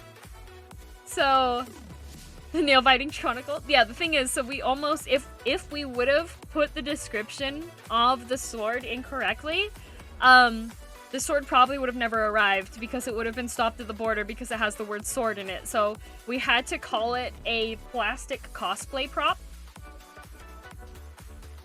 It's a toy, not a vibroblade. I know, but with like the courier services and stuff, they do get a little bit paranoid on things. Legend has it those swords are still in the warehouse. They probably are. They really probably are. They didn't go anywhere. It's just like they just got stuck in the warehouse because I think what happened was they print the order and then the people that are like the delivery vans were like, no, we can't send this to Canada. And thus arrived my Genji blade. Yes. And I will hydrate now.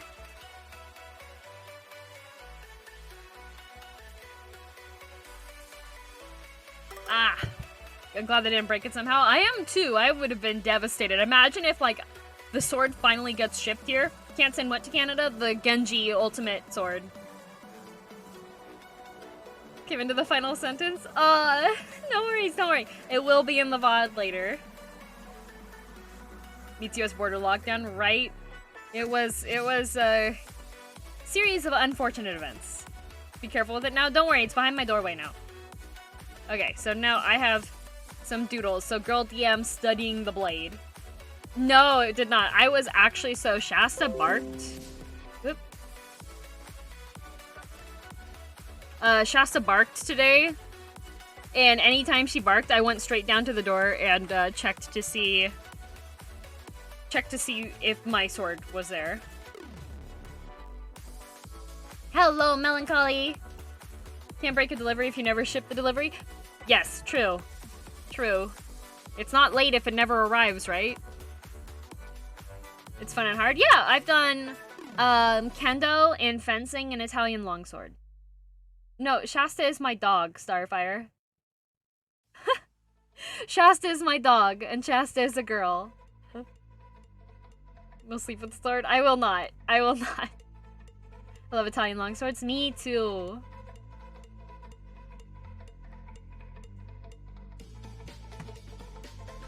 Shasta is the goodest girl. I love my doggo. She's so cute and fluffy. And don't mind me as my eyes are like half open while I'm drawing the doodles.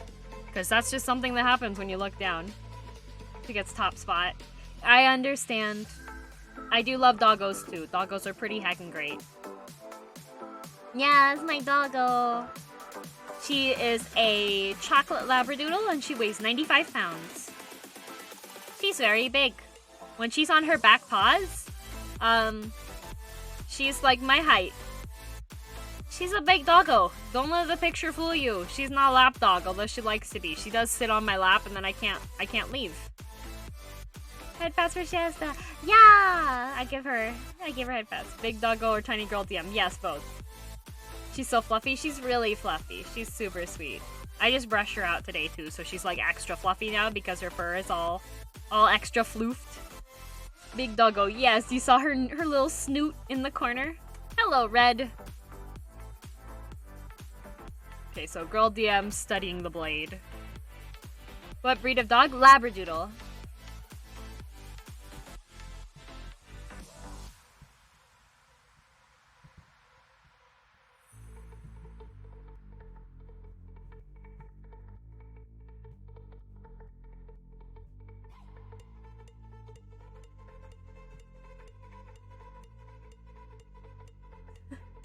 I'm not 3'2". I'm not 2'5". I'm 5'2". Thought of creating your own anime or manga? Anime would be really cool. The main thing with anime though is that it's really expensive to make. We have a Yorkie. Cute! And manga takes a lot of time to do. So if I hired someone to draw it, then I could.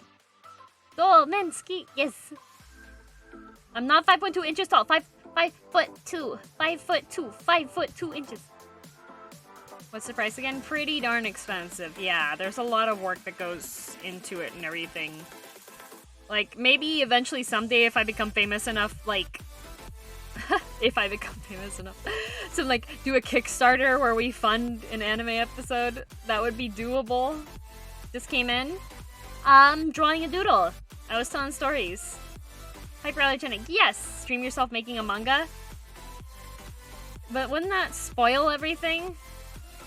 My favorite thing about BlizzCon was that you made me feel tall. Listen! Captain Corin! Big hack and cheers for you! Hacking big cheers for you. You got this. Do you like the auto check? Yeah, they basically found race an enemy. Yes, I think, though, I would need to have a larger... Like, because you need to have, like, a concept that you can display before you do the fundraising for it, so... Need to pick me up? Aw, don't worry, the weekend's coming. Weekend's coming. Take some time. You heckin' got this. Alessa, why do you keep making me shorter? Kairos, thank you for the gift sub to Cordovan. I appreciate it, thank you. Could help direct it. Yeah, but I don't want to draw it. I do not have the time to draw it. That's the problem.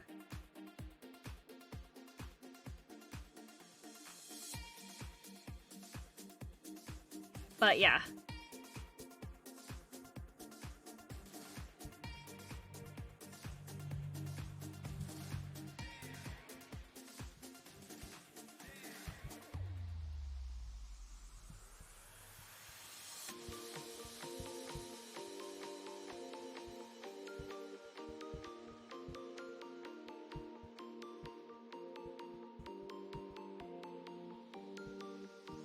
There we go. No worries, Corvin. Oh my gosh, approximately half of one Lady Dimitrescu? How do you say her name? Hello, Huichi! How are you? I'm drawing Girl DM studying the blade. I just say Lady D. That's fair, that's fair.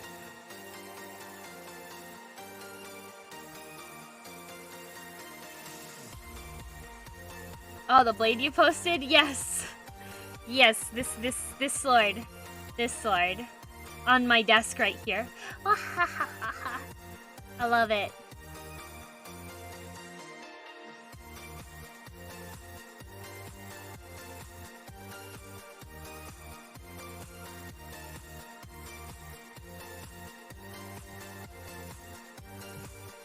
Love seeing I've changed it over the years. Yeah, it's been long work in progress. Big round glasses, DM? Yes. That's how you know that you're extra studious, right? Big round glasses. Listening to stories, keep doing more stories, had a good sleep listening to you. Don't worry. There should be another Tell Me a Story redemption available there. Sooner rather than later. Because I think, yeah, Tell Me a Story should have a couple of them. Cartoon where the villains find their way to make music harmful in the brain. Oh no! Is Girl DM taller than the sword? The sword is just barely shorter than me. The blade itself is like 4 feet long. Nice, Red. Very cool. Thank you, Vash, for the follow.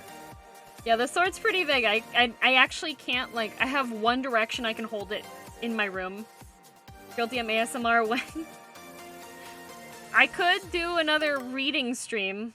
That was one of the things that I had done before. I did a reading stream before. Where I just read stories for the entire time on stream, and we had, like, ambient noise was rain in the background to cover up the fact that my old microphone had a terrible problem of, having a whole bunch of static in the background. Hello! How are you, Bailon? Bailon? How about embarrassing moments? I actually haven't had too many of those. Mainly because Dad DM made sure I wasn't embarrassed by anything. Let's have a kendo duel. I have not practiced kendo in a long time. Hello, Dashi. Oh, hello, alt account Rose Doodles. Welcome, Beepoo. It's me, Beepoo. Has anyone ever seen Girl DM and Beepoo in a room at the same time? I don't think so. Kairos, thank you for the gift sub! Oh wow, look! On my alt account, Rose Doodles, I was streaming the R-chat! Joe Knockout Data Girl DM activated. I'm studying the blade.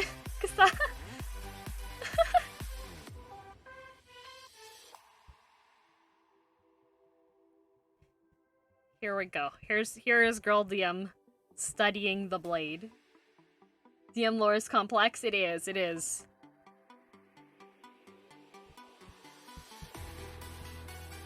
I saw my setup on Twitter earlier. Looks heckin' comfy. Yeah, this my setup. Wow. Fancy chair. It's hard to see if you don't realize it, but that's a mini fridge. And I've got like my masks, and then I have my Nendoroids, my Overwatch Nendoroids are all back here. Which one, Maddie? Happy? It's not my birthday. It's not my birthday. Birthday's in August. I love Nendos. Yeah, I have all of the Overwatch ones so far, and I also have all the Madoka Magica ones, but those ones are currently in storage. I don't have room to display them. And I also have Alphonse Elric and Edward Elric. Gotta have a little tiny mini fridge. It holds 6 cans. That's all it holds. Yeah, I've got... Yeah, Maromagi, of course. I love Maromagi. It's the 10th year anniversary this year. Thank you for the follow, Mel. Welcome to GoTM. Yeah, I've got this fox mask. This is the one that I made. This is a handmade one. This is a Hanya mask that's made by a friend of mine. And then I have... Wah! Measure Bread, thank you for the biddies. I appreciate it. Why does it want to draw that? Let me find the other angle. There we go. This mask is just one that I bought for really cheap online. Happy birthday. It's not my birthday. It is not my birthday. There we go. Hope they release a follow-up to the 3rd movie at some point. That would be nice. That would be nice. It's not my birthday. People, big heck and cheers for you. Big heck and cheers for you. You made it through the week. Relax, have a good time. Gotta work tomorrow. Okay, good night, Forbidden Soul. Thanks for being here. It is not my birthday, please. Maddie, I need healing. Did you see it, Jin? Jin, look at this. Look at this, Jin. Wait, why is my tracker not working when... Hello? Now it is. It does not want to work with this mouse now. Interesting. How's Girl D? I'm doing good. Forbidden Soul, Heckin' big cheers for you. You Heckin' got this. I believe in you. Heckin' cheers. It's not my birthday. It's not my birthday. It's not my birthday, chat. It's not my birthday. Not my birthday. Birthday is August. August is my birthday. Not February. It is not my birthday. Thank you. Eye textures like warm lava? Yeah. Warm lava. It's very welcoming, you know. Warm lava, that is. Uh-huh. Oh, while we're here, I know what you're all here for. You're here for the fangs. Hello. Ah. There you go. There's the fangs. Hello. It's not August already. It's not August. It's not. Ah. I'm here for the cutie. Warm lava bed. Hello. Welcome to the lava pool.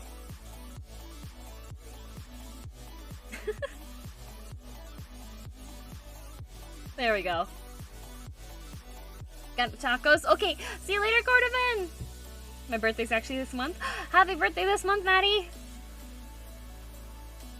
Make your serotonin levels spike? Weird. I guess I had the serotonin poison installed in the fangs today. Yes, and Satan is very cute. Yes. Let's see her. Studying the blade DM. Want someone so bad? It takes a lot of time to put it together. Just put it together. Forbidden, did you get your dose of fangs? Oh, Sagani, happy birthday! Belated happy birthday! Comfy drawing and story stream? Yes.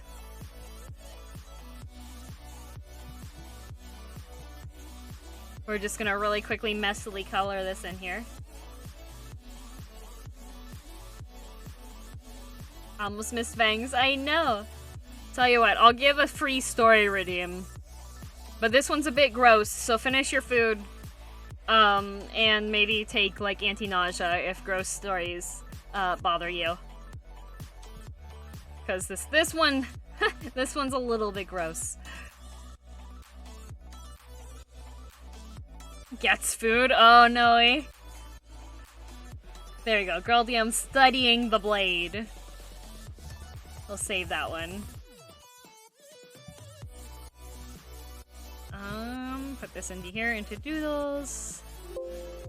Of course it already exists. There we go. Okay, now I can save it. Oh, Applicant, happy belated birthday. Gonna lurk then sleep. Good plan. Sword is catnip to girl DM. It is, as I study the blade. Okay, so. How much attack does the blade do? How much is... I know, like... I think 2 slashes is... When it's on ult, can one-shot a Zen. Okay. So, Storytime 2. The well-awaited 150 or something per swing. Is that how much it is? I don't remember what the most recent one is. When I ordered the sword, I knew how much it did. 120 a slash? Okay. Dalka, no, that's not how it works. 120 damage on 0.9 seconds per swing. There you go. So.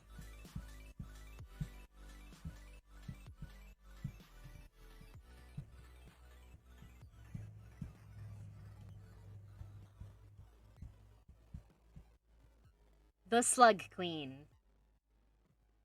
So this is a tale from Girl DM's college days, university days. I googled it. So, when I went to university, the year that I went to university, had... Oh. Google, stop. Google heard me talking and was like, yes, of course, here's something to tell you about. So, when I went to university, the university had a whole bunch of incoming freshmen. And they didn't realize how many incoming freshmen they would have.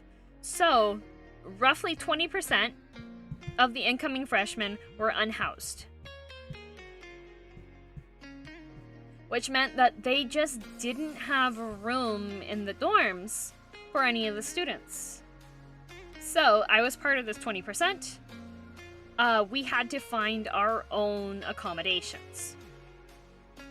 So, I had a friend that lived in the city where the university was that I didn't know too well. I had known her when I was younger, but she was like, hey, you get dorms at the university? Usually there's dorms, like, it's pretty normal for your first year to stay in the dorms, at least for the first term of it. That's pretty common, unless you live local to the university. And I did not. I lived in a different town and went to a university that was 2 hours away from my hometown, so I had to live. I could not commute that. It wasn't worth. So, I had to find someplace to live, and pretty much due to some circumstances, I actually applied to my university really late. So I was a little hecked because all the apartments pretty much were already taken up next to the campus, and I didn't want to be a young, like, I was 18 years old. I did not want to be an 18-year-old girl living by herself in a city that was like 5 times the size of my hometown without knowing like anybody that lived there. That was kind of terrifying. And so it was like a miracle when this friend called up and was like, hey, we've got a quad and we need one more person in the quad. If you don't have somewhere to stay yet, do you want to be in the quad? So the way that the quad was set up was we had each setup for it was kind of like this. So we had... I had my bathroom here, so you had your toilet, you had a sink in here, and then you had a shower. It was pretty small. Had the bed here, my desk was over here, there was a TV here, and then a wardrobe here. Quad squad, yes. Good way to know your neighbors, right? And then in here, there was the shared kitchen. So pretty much these were all mirror images of each other across there. And then they were all like, all the apartments were like this in this building. And so the kitchen area, we had the fridge was like right here. There was a stove and then a dishwasher and a sink set up here. And then I think that there was a counter space here, and then there were like shelves and stuff. Okay? So, this was the layout. This was my room. And then, it's important to actually have this room here so you can see. And then the doors outside. So there was a walkway here. Compact. Yeah, it was very compact. And it was also pretty cheap. And the other thing was, later story. The internet router box was in this room. And at one point, there was nobody living in this room, and this door was locked, and the internet went out, and also I was unhappy with how slow my internet would get sometimes, and I didn't have the router login, and so I may or may not have, I had a toolkit, and it took a little bit, but I got the door open and I got into here and I reset the router. No, this was in the US. I went to university in the States. Went and reset the router and also, say less. Usually like on these types of routers, they put the password on a sticker on the bottom of it. So no one's living there, you're fine legally. Yeah, nobody was living there, and it was internet that I was paying for through the campus thing, and I didn't really want to call the land owner person, the landlord, because they took forever to get to them. Like, previous issues when we had internet problems, they took like a day and a half to get to it. And that, you know what, if it's raid night, you're not going to wait a day and a half, it's raid night, okay? So I went over to the box, I got the password off of it, I logged into the router, changed the password, and I changed the priority of my devices with my IP address, and maybe throttled the speed on other devices on the network if they connected, because, you know, everybody else was just listening to music or they were like streaming Netflix or stuff. I was raiding, okay? They needed me and it was important, so I throttled the system. It was fine. So, but that doesn't have to deal with Slug Queen. Slug Queen. There's a reason why she's called the Slug Queen. I take priority. They didn't need that much anyways. They weren't gaming. I was the only gamer in the quad, okay? They need DM, okay? So, very optimal. Very optimal. So, there was a girl raining since bad. It does, right? We interrupt Slug Queen for DM needs internet, right? DM needs internet, so she goes into the other room to get it. And then I relocked it and everything. It was like I had never been in there. All I did was touch the router. It was an empty room. It was safe. It was fine. Anyways, so after like the second semester, a whole bunch of people moved out of this place. So like the girl that I knew as a childhood friend, she was in this room and she wound up moving out. And we had new people move in and I didn't know any of these people. And there's a girl that moved in here and she seemed like pretty fine, and she worked part-time at like Applebee's and was on a part-time schedule for school. and things are fairly normal.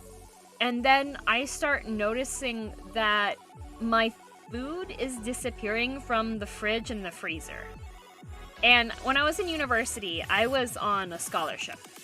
So I made all my own food unless I had just gotten paid, and then I would go out and get myself food. And I was super economical in how I planned stuff out. Like, I mapped out my food. I was like, this week, we're gonna have this and this. I'm gonna make this so that I can eat this and this later and use up my ingredients, right?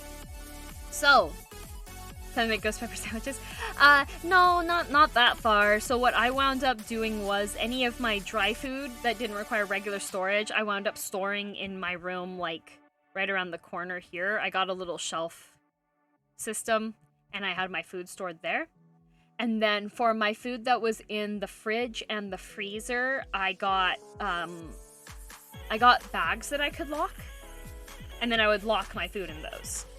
And so then I didn't really have a problem anymore, but I noticed that the kitchen floor, like, I came back from spring break, and this girl had been, like, staying here during spring break, and the first thing I noticed was it smelled really sour when I went into the kitchen. And there was, like, residue on the floor. And all the residue, like, went outside her door. The reason why I called her the Slug Queen is because she left a literal trail of sludge. There was trails to each section, and they all went back to her door. Like, gunky, sticky trails. I don't know what it was. Smelled bad. And then the bugs started appearing.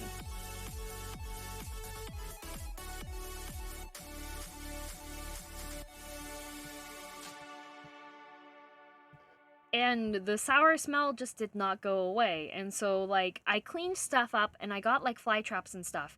And it didn't do anything. The flies kept coming, and the sour smell didn't go away after, like, cleaning some stuff up and everything. And so, me, because this was my room, me, the girl that was living here, and the dude that was living here, we had, like, a little meeting, because we were like, okay, it's none of us. It has to be her. I'm gonna give her a crown, because she's the Slug Queen. Has to be her. So, we contact the landlord and go, hey, we have a massive bug infestation, and we don't know what's going on. Why?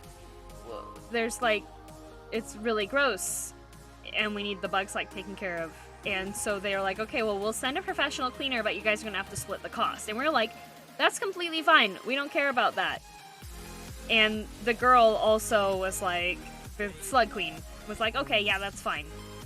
And so we all wound up having to pay, like, an additional $70 that month on our thing. And they sent a professional cleaner lady to come in, and she, like, cleaned all the stuff pretty well, like, cleaned the inside of the fridge, cleaned the walls and stuff, cleaned the floors, and the entire time she was trash-talking us for not being able to get along and clean up our messes.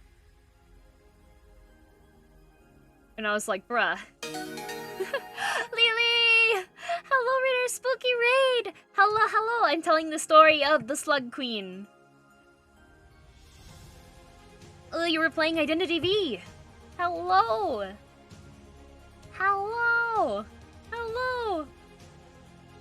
Hit forbidden? No, you're good. So, we had this cleaning lady come, and she's cleaning the kitchen area that's, like, covered in this residue that we don't know what it is. And we're like, this lady's just talking trash on us the entire time, being like, well, if you guys can't clean your stuff up, blah blah blah blah, and all that kind of thing. And so I had a chat with her afterwards, and I was like, yo, I can tell from, like, the floor and the stuff that it's coming from you. So you really need to, like, make sure that your stuff is cleaned up, because all of us are using this kitchen area. I'm trying to be, like, diplomatic, but also a little bit angry, because, like, I need a clean spice to make my food. I'm trying to save money. I don't have a lot of money. I'm in university. And she's like, she felt really, really bad, and she brought me, cheesecake from her part-time job as an apology for the situation and everything. And I was like, okay, cool. This is settled now. We're good. Everything's okay now. And then about a week later, the sour smell came back. And during the next term, I went home for break again, because that's usually what I would do. I really, really missed my family a lot. So I would go, and I come back after the break again, which was usually like about a week. And sure enough, the trails are back again. Hello, Kostya. Welcome to Girl DM. So the trails are back again. So this time, I contacted the landlord guy, but this time it was a different person that I spoke to, and it was a guy that was actually, like, did the maintenance a lot. And I had gotten to be on good terms with him, because anytime I saw him doing maintenance, I would just give, like, a really friendly hello and be like, hey, how's your day going? Nice to see you. How's it going? So he was the one that came to check it out. And he was like, he came into the quad, and he had the keys for the other rooms, and he, like, opened each door and, like, did a nose test, essentially, and wasn't her room, wasn't his room, wasn't my room, was her room. So he was like, yeah, this smells really bad. And I know you guys had professional cleaners come in and take care of everything. I'm going to investigate, because she wasn't home at that period of time. She was out at work or something, and since he is the landlord, and if I don't know what exactly the laws are, but he opened the door and turns the light on, because the light switches were, there was a light switch there and there was a light switch there. He turns the light on. 24-hour notice. Well, he did not follow that law then, because it smelled really bad. And her room also has trails all over the floor. And there's a pile of clothing sitting here that also smells really bad. And so he closes the door. He's like, okay, yeah, we're gonna need to have, like, additional stuff checked in on that. And so we get the notice then, with a 24-hour notice, that they're gonna send people to inspect. They're gonna do a full inspection. So they inspect all of our rooms, and all of our rooms are safe. And she had work. So she had work, but she cleaned up her room. She cleaned up her room. So I was home, and I was very curious. So I'm, like, standing here, peeking in while the landlord guy comes in to check. And the clothing pile's a little bit bigger, and it's pretty cleaned up and everything. And he goes over, and he's following the scent of where it smells worse. And it was coming from under her bed, and coming from her bathroom, and coming from this pile of clothing. So this is where the gross part happens. If you are feeling squeamish right now, you might not want to hear this next part. You might want to just mute it, and then wait until I turn off the audio. Okay, so what the Slug Queen's deal was, she was bulimic. and she kept her purges. So underneath her bed, there were 3 buckets full of vomit. And in the bathroom, in the shower, there were 2 buckets of vomit.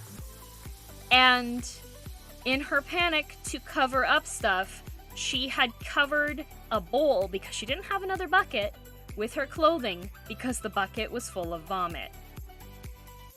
So the reason why there were trails everywhere is because wherever she was purging, I think, or when she was dumping it out, she dropped it.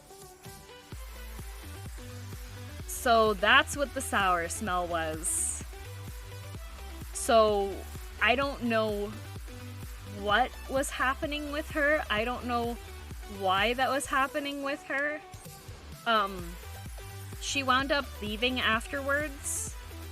Like, after the inspection was done, she was gone. So I really hope that she did get better. But it was definitely like a period of like 4 months where we did not know what was going on. Did she get help? I don't know. She disappeared. She disappeared. I don't know why she was keeping it. I don't know why. That is a major problem. It's a really major problem. It might have been brought on by stress. University can be really stressful. Someone call an exorcist. I don't think an exorcist would have helped. There was nothing... No, she was fighting her own demons, though. Yeah, that's pretty dark. It is. Yep. Yep. So, yeah. Yeah. Yep. There is. I don't know. I don't know why. Could have been hoarding. It could have been a hoarding symptom. That can be something that can be brought on with stress. I'm not a therapist or a psychiatrist, so I don't really know. But... nice story. Thanks, Imperial. It's story time. Here, let me tell you a story that's a little bit funnier. So, there were quads on each section here, right? And the walls, these walls were paper thin. I feel sad for her. I do too. But during that point in time, I was just like in shock because I was just trying to like be a good student and do my stuff. And yeah, I was trying to be a good student and it just wasn't happening. So, this quad here, a lot of the times, in the quads, the rooms were, like the quad units, groups of friends would all be the same gender. So this one was all dudes. All dudes, all young freshman dudes, full of energy. They're gonna make the best of all of their university time, let's go! So, there was lots of pot smell, they would throw parties on the weekends, yeah, it was very noisy to live next door to them, and I usually would, like, lay down with earplugs in when I had to sleep. Lads. Not a frat house. It was like a mini frat house. It was a frat quad. But they were super duper friendly, like, they would always say hi and be, like, super nice and everything, so I wasn't, like, angry at them, but, right? This was an apartment, Crab. This was a rented apartment. This is not a dorm. This is a rented apartment that's near university. So, yeah, oh no, yeah, there's no dorm leaders that are like, hey, you can't be doing drugs because you're a freshman. There's none of that. It was all, yeah. So, this guy,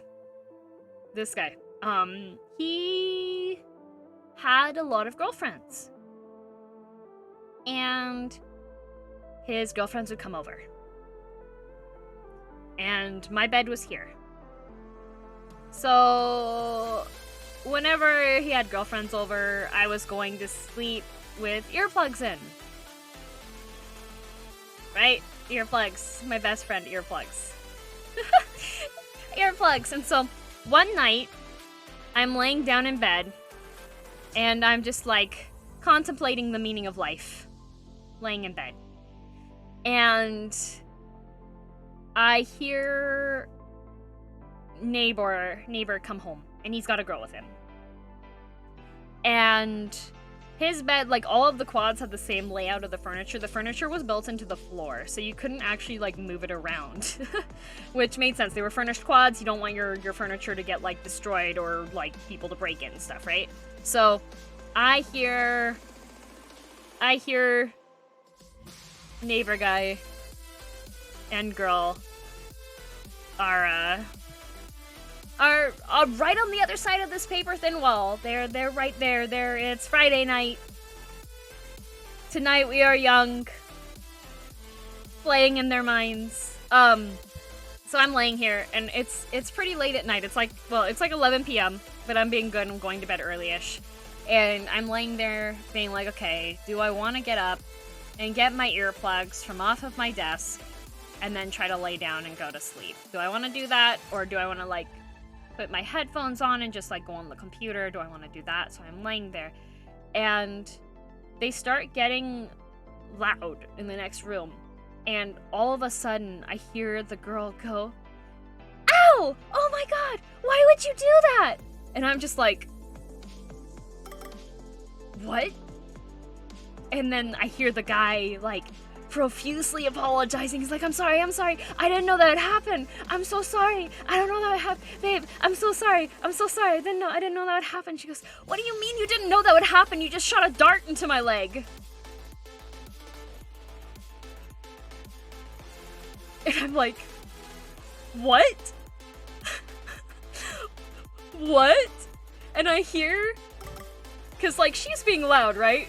And everybody can hear, like, in this general section, this is a corner unit.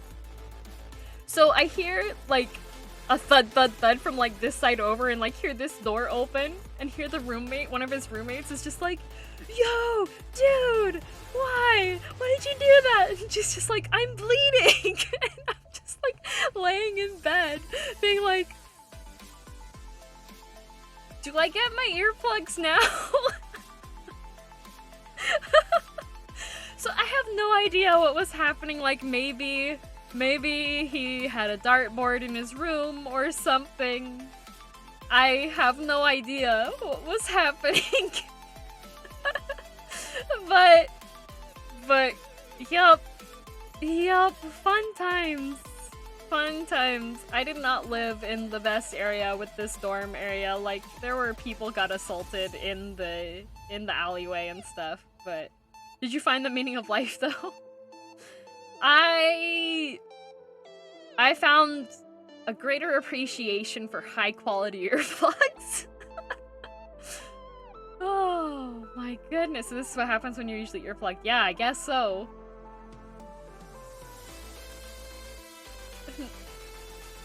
While tossing darts. I really don't know.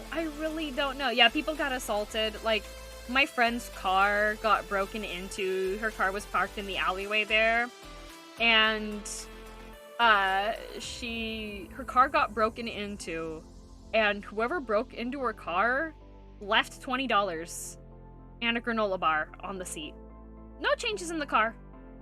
Just, like, she realized, like, all the doors were unlocked.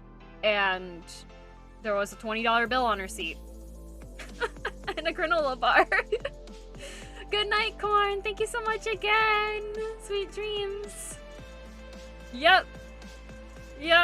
And then a different friend on the other side of the alleyway found a girl asleep in her car. Asleep and drunk inside of her car. It was, yeah. So this was the first apartment that I lived in, this quad. And then I wound up moving into a different apartment, and that was a standard apartment. It was actually right next door, and I had a really super duper sweet roommate. She was really, really cool. Like, lots of good times with her. But, like, the first week that we had moved into this apartment, like, both of us were vegetarian. She was vegan and I was vegetarian, which was, like, perfect for us. We had never had someone that had, like, similar diet living together, so it was super perfect, like, amazing arrangement. We were so happy. But yeah, like, the first week that we're living there, there's a knock on our door, and we go and we open the door and nobody's there. And there's a jar of pickled pig's feet in front of our door.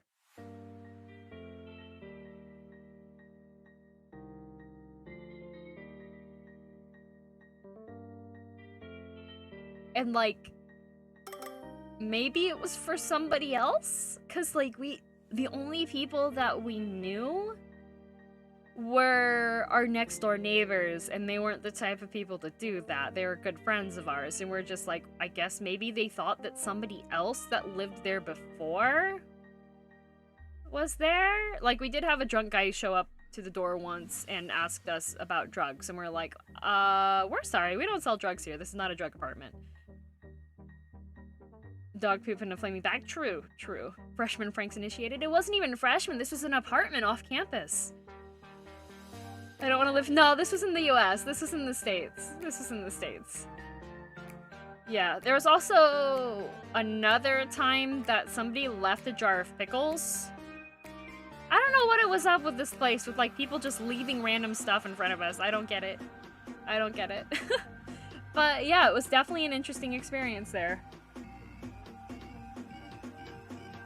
Yeah. Yep.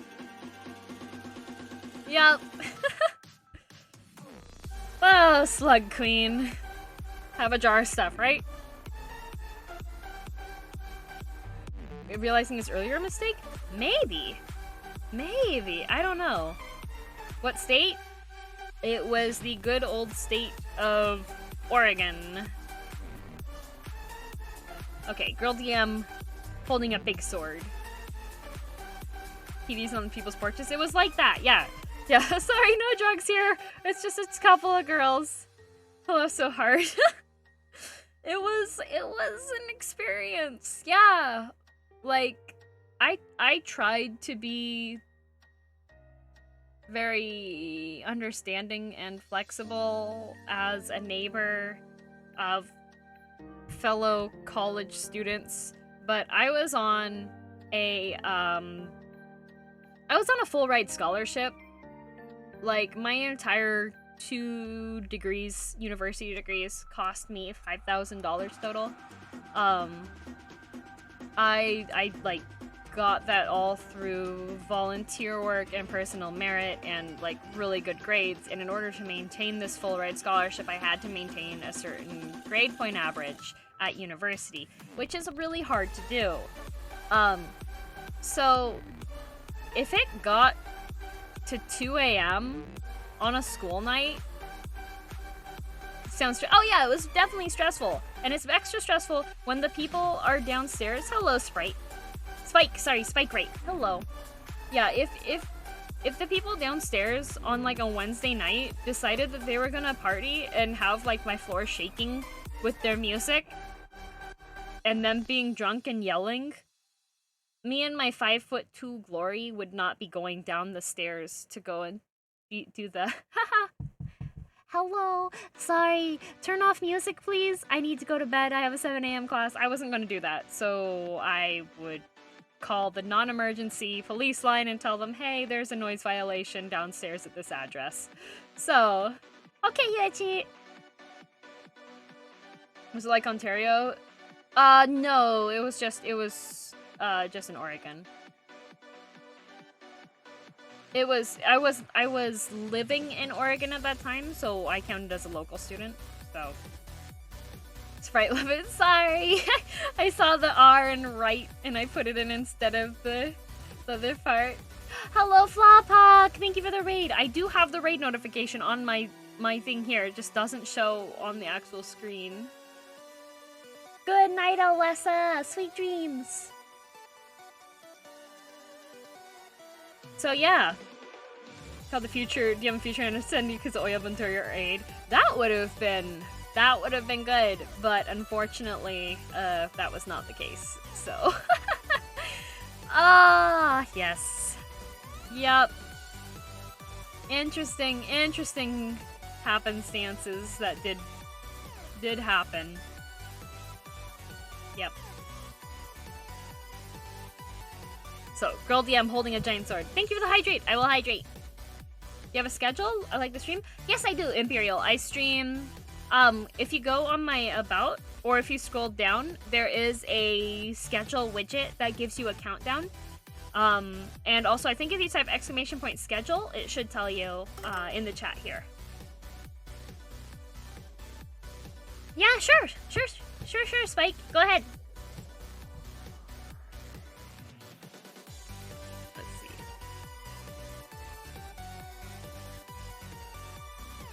You listen to Travis Scott? I do not. The first time I heard about Travis Scott was the burger. Can you recommend some good quality earplugs then? All the ones I've tried mostly for work don't work too well for voices or music. The main thing that I learned with them was the regular foam types. If you squish them a whole bunch so that they go like super duper deep and then hold your finger over it while it's decompressing for like a minute and then do that again for the other side, it does tend to filter out the voices a lot more. Yeah, I keep hydrated with all the talking. Yes, I did hydrate, thank you. Oh yes, I have heard about that brand too. Thank you for the follow. Yoshi the Gamer, big hack and cheers for you. Big hack and cheers for you. Hacking got this. Relax this weekend. You can do it, I believe.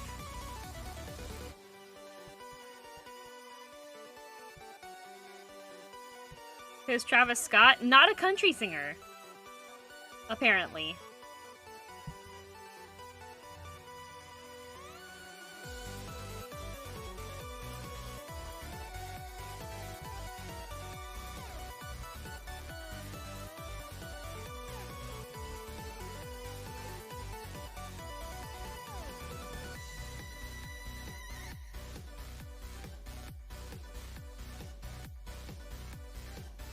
I want to go back to school. Hello, Peach! I'm drawing doodles and telling stories. Big knife. Yes, big knife. Big sparkle knife. How are you, Peach? Stories and doodles, yes! Yes! Big knife. How are you, Peach? Need to watch the archive. Good night, Arrow. See you later. Obsessed with Minecraft. How about you? Doing good. I'm obsessed with Herbs, Eternal Return, Black Survival. I just started playing it on Wednesday.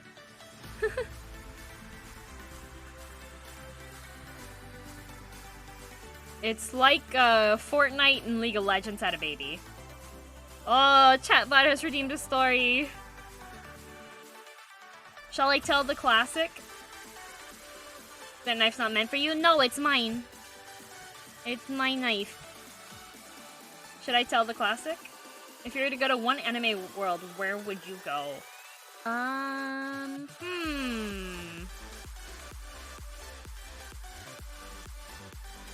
Art is so good. I like Berserk. I do like Berserk a lot. I met a guy that was cosplaying Guts, and his cosplay was, like, completely accurate. I was so happy.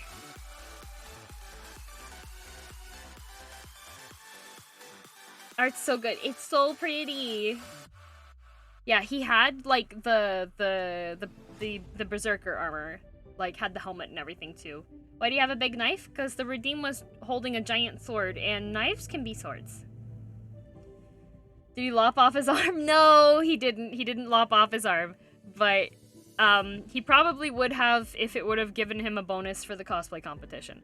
But his armor was, like, immaculate. It was so cool.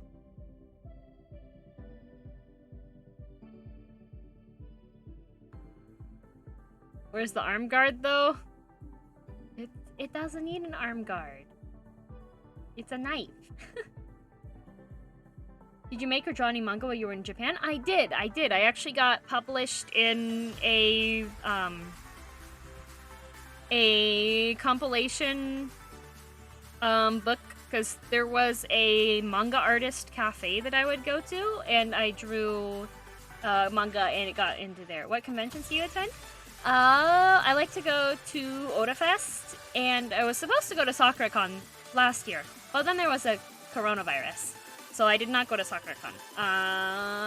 Let's see what else. KumoriCon is also a sometimes one that I go to. Manga Artist Cafe. It was so neat. Like, I made friends with... I met a lot of people. Like, the guy that made the series Another was a regular there.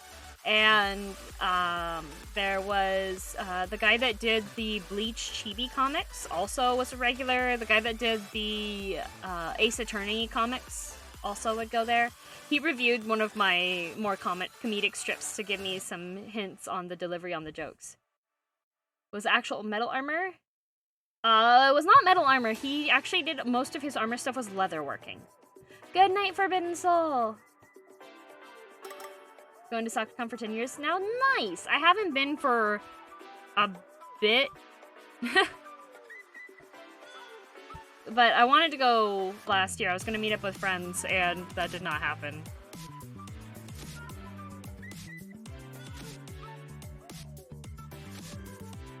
If you need to block a sword with your knife, how would you do that without a crossguard? I would use my Fists of Fury!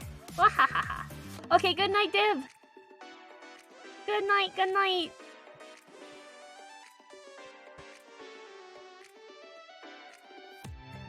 Dib! Big heckin' cheers for you, Dib! Big heckin' good night cheers for you. Be good, Dib! You heckin' got this! I believe. You know, Tomberry Lantern? If your sword is that big? Yeah, it would just make the sword more heavy. Flat face of the knife, that. It's a shield too. It is! It's a shield now too. Exactly.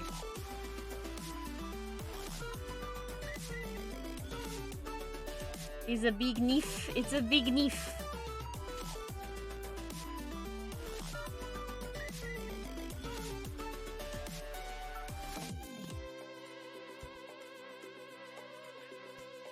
There we go. She has fangs. Yes, true. I have fangs too. They're serotonin fangs. I bite you and you get serotonin. They're very powerful, you see.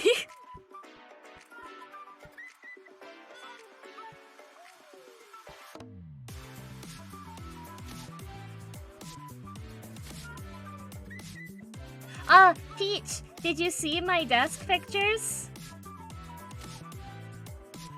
Like the opposite of an energy vampire? Yes.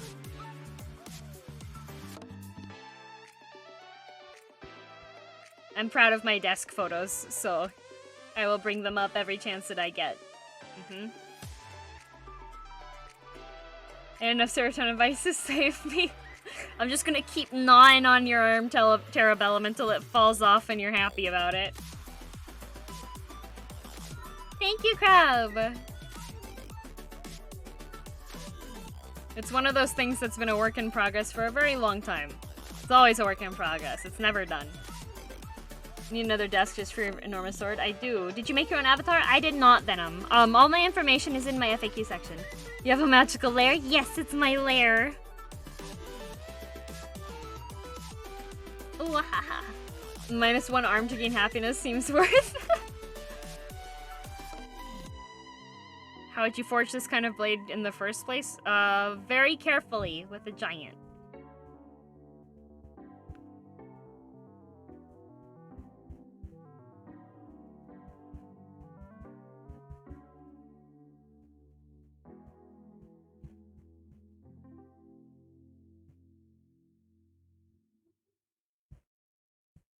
There we go, this is a sword. That's not a knife, this is a knife. No, this is a sword. Specializes in huge swords. Have you guys seen the Man-at-Arms episodes with the swords?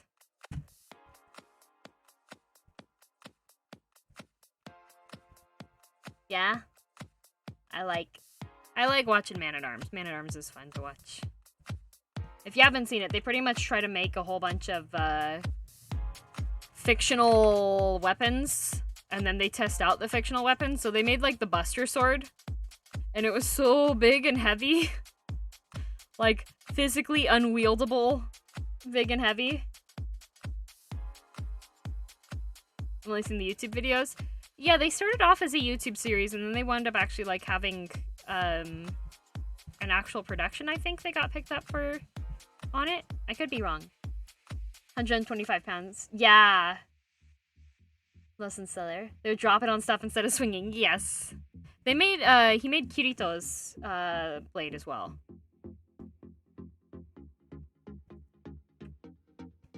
There we go. There we go. It's not a small knife, it's a big knife. I'm 5'2". So this is much, much bigger than me. 5'2". Huh? 7:30 p.m.? It's 8:30 p.m. for me. So regular size, not regular sized. Made for 3 Aussie bros. Nice. Next one, it's not a normal size kitchen knife. I am normal size. Well, I'm shorter than normal size, but I'm still relatively normal sized. So you're right, the sword's bigger than Girl DM. You are right, yes. Small. Fun size. One to TV, one to new YouTube channel. Oh, that makes sense.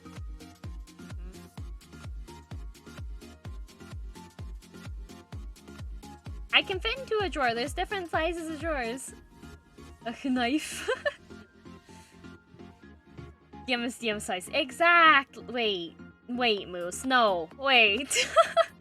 No. What I come back to? A doodle. See? This is an interesting topic. Okay.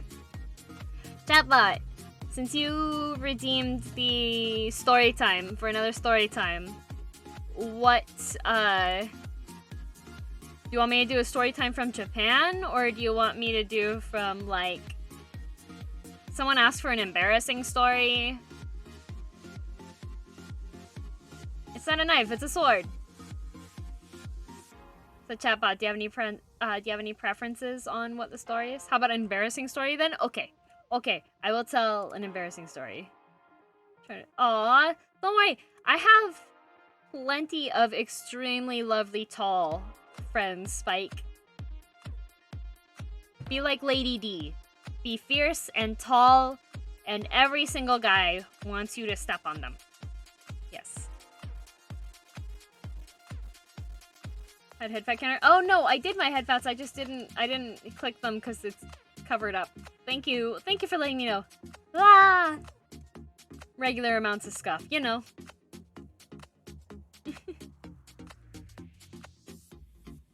Elsora, why do you have this emote? Be your tall self. Exactly.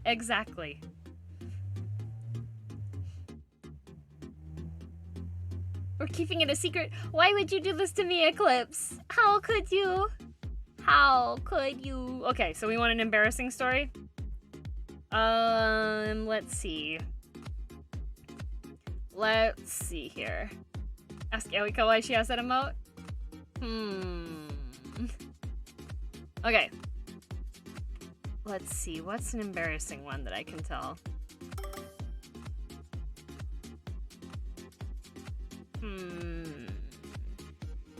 I have that emote because he sniped you. Oh no, Forbidden Soul, go to bed. So, I don't really get embarrassed too often. Like, usually when I'm out with a group of friends, I'm the one that, like, will be like, I'm the feral one when I'm out and about with friends. Like, I'm the one that'll, like, wide stance in the middle of the mall and just be like,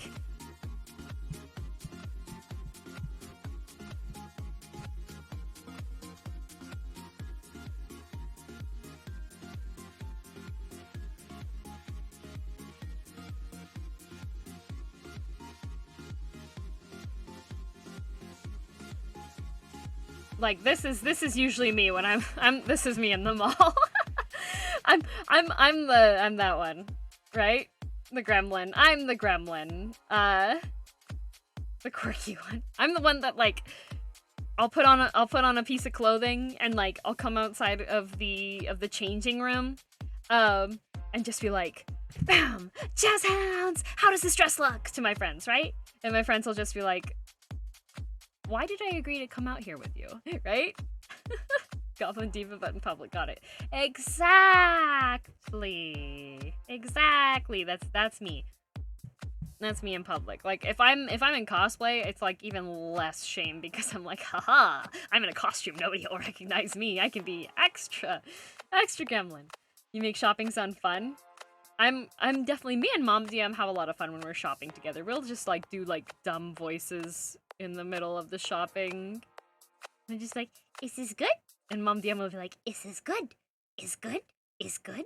Or asking, hey, is this fine? Yes, it's fine. And like just be doing like silly stuff back and forth. Big goblin DM. Yeah, Lily knows. Lily, I'm the goblin when I'm going out and about, right? I'm the goblin. I'm the one that'll do like a dramatic stomp and be like, yes, just a straight up yes. Lily knows from first-hand experience. Just yes. Cause like, so, Dad DM has if you ask him if he ever gets, hello, Obake. Every day can be an anime con if you live life to the fullest. Exactly. So like Dad DM, if you ask him, he says he only cares about the opinions of a very small number of people.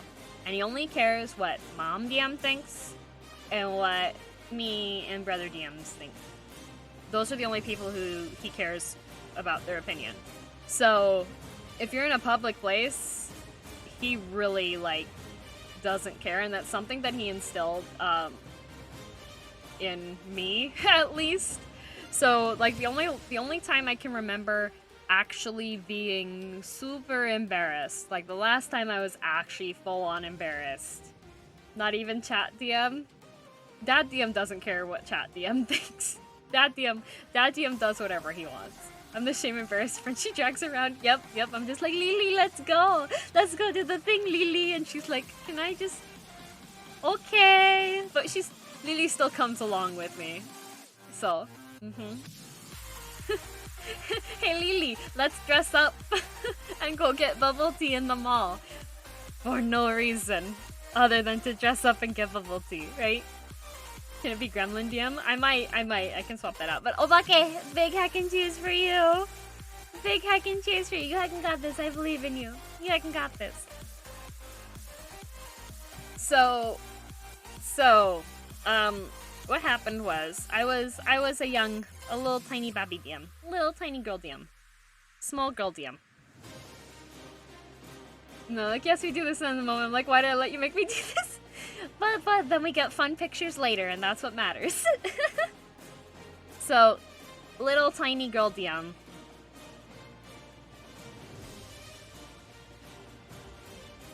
Tiny girl DM, who still has not fully learned the ways of Dad DMs, giving no hex about anything. I was out in the store with Mom DM. Mom DM's very lovely. I love Mom DM. Mom DM really likes K-dramas right now. So, I was out at the store with Mom DM, and Dad if you think like Girl DM is a gremlin, Dad DM is like chaos personified at times. Like, I am no longer ticklish, physically ticklish, because Dad DM would like try to do tickle fights, and he's kind of like, you know, in Beauty and the Beast, when the Beast is like eating his food and he's like trying to use the spoon and he's dropping the food all over the place and he's just like not gentle. That's Dad DM trying to tickle. His hands are big. He's a big, strong guy. And it just wasn't ticklish, and I like lost the feeling of actually being ticklish because it was just like being bruised instead of tickled, right? Does he eat food with his hands? Sometimes. But, like, Dad DM, that's, like, you have Mom DM, very sweet and everything, and then you have, that's too big. That's too big. A little too big. Dad DM will also, like, he's come home from work before, and when he's really tired and he comes home from work, he doesn't talk, he growls. So I've had, like, friends over before, and he just, like, growls at them. So yeah, like, Dad DM is strong. Strong mental, strong physical. That's Dad DM.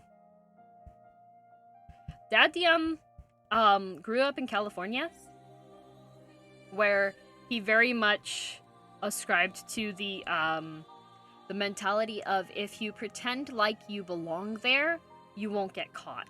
So Dad DM grew up in Anaheim, like near Anaheim area and stuff, and he would just like go on to film sets,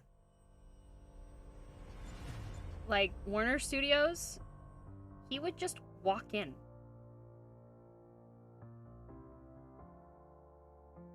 And, like, if you go in, like, you have purpose and drive, people don't question it. He would just walk in. And so, like, he didn't get caught ever. High vis vest and open doors, right? Like, if he would just be like, well, the door's open, that means we can go in. And everyone else is like, no. Good night, Spike. While being in Burbank, seeing all the studios. Yeah. So, like, that whole area, like, he just doesn't give a heck at all. Like, we've gone through shortcuts and stuff before when I've been like, we're not supposed to be back here. It says personnel only, and Dad DM's like, yeah, we're personnel. I'm like, no, we're not. So, Dad DM, right? So, this was before I had learned the art of, Oh, Pickinator, thank you for the gift sub! Thank you!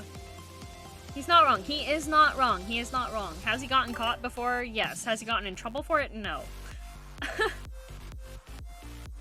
So, this was before I had learned the art of not giving hex, and I was, I think, like, maybe 5th grade? Little tiny 5th grader girl DM. And we were in the shopping mall. Because he's supposed to be there. Tomo! That sounds exactly like the answer would be that he would give back. So, it's an art I need to study more, right? So we're in the shopping mall, and, like, I'm following Mom DM around, because, like, we're in the shopping mall, we're getting stuff, right? Following Mom DM. And, oop, not that button. Dad DM. Now, Dad DM can definitely be, like, very scary when he wants to be. So, Influidity, thank you very much for the follow. So, we're in the clothes part of the mall, clothing, and we're like walking along like the pathway, because like, you know how the malls are laid out? If you go into a department store, you have like all the different clothing sections, and then there's like walkways in between everything. So you have regular clothing, you have like furniture section, you have the houseware section and everything, right? So we're walking like walking past those, and we get to the section that is the women's underwear. The women's underwear, and it's like right there, right?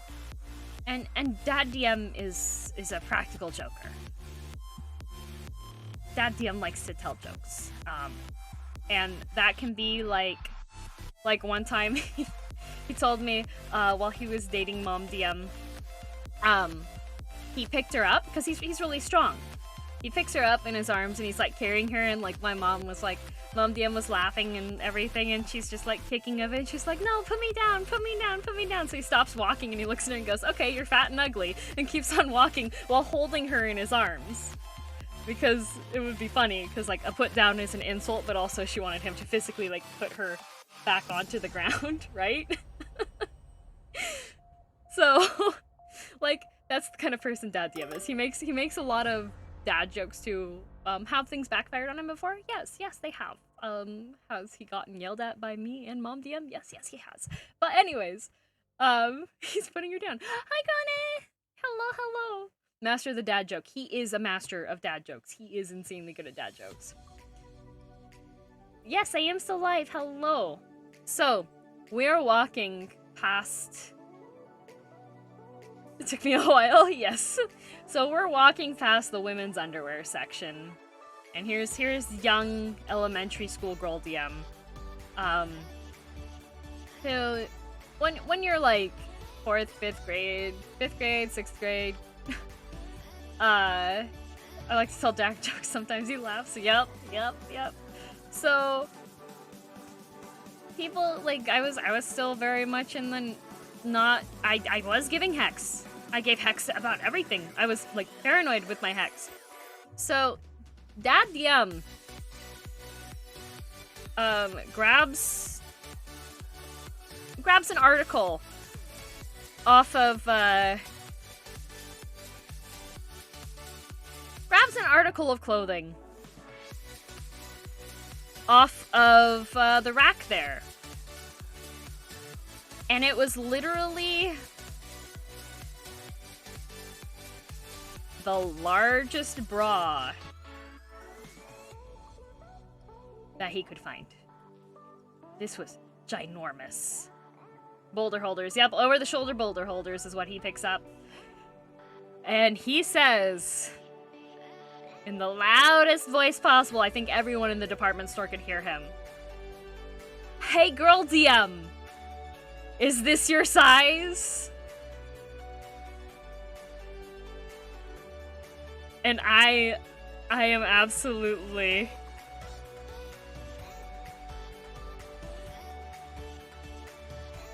I am mortified. I am just like, I wanted to crawl into a hole and die.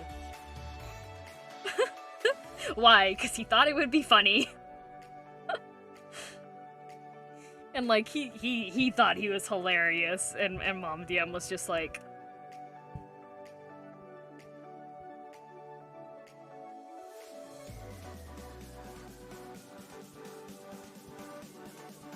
Mom DM had a talking to him later. Time to jump out of a closed window. Yep, that was why. I was asking why you were mortified, because I was in elementary school. And when you're in elementary school, anything that has to do with underwear is not something you want to talk about in public. Dad DM was quite the whole trip home. Pretty much. Pretty much. But Tomo, it was also a joke at my expense. So, did not make me the happiest. Sounds pretty dad to me. It does. It does. I was so mortified. Like, so terribly embarrassed that I found the nearest clothing rack that had, like, all the clothes hanging on it. And I just, like, went inside of here and cried. More at his risk, though? No, it was at my risk. Because the other thing is, we're in a really small town. So the odds of anyone being in the department store being, like, a classmate of mine that recognizes me was super duper high. So I went into here, and I just started crying. Until Mom DM came and found me. And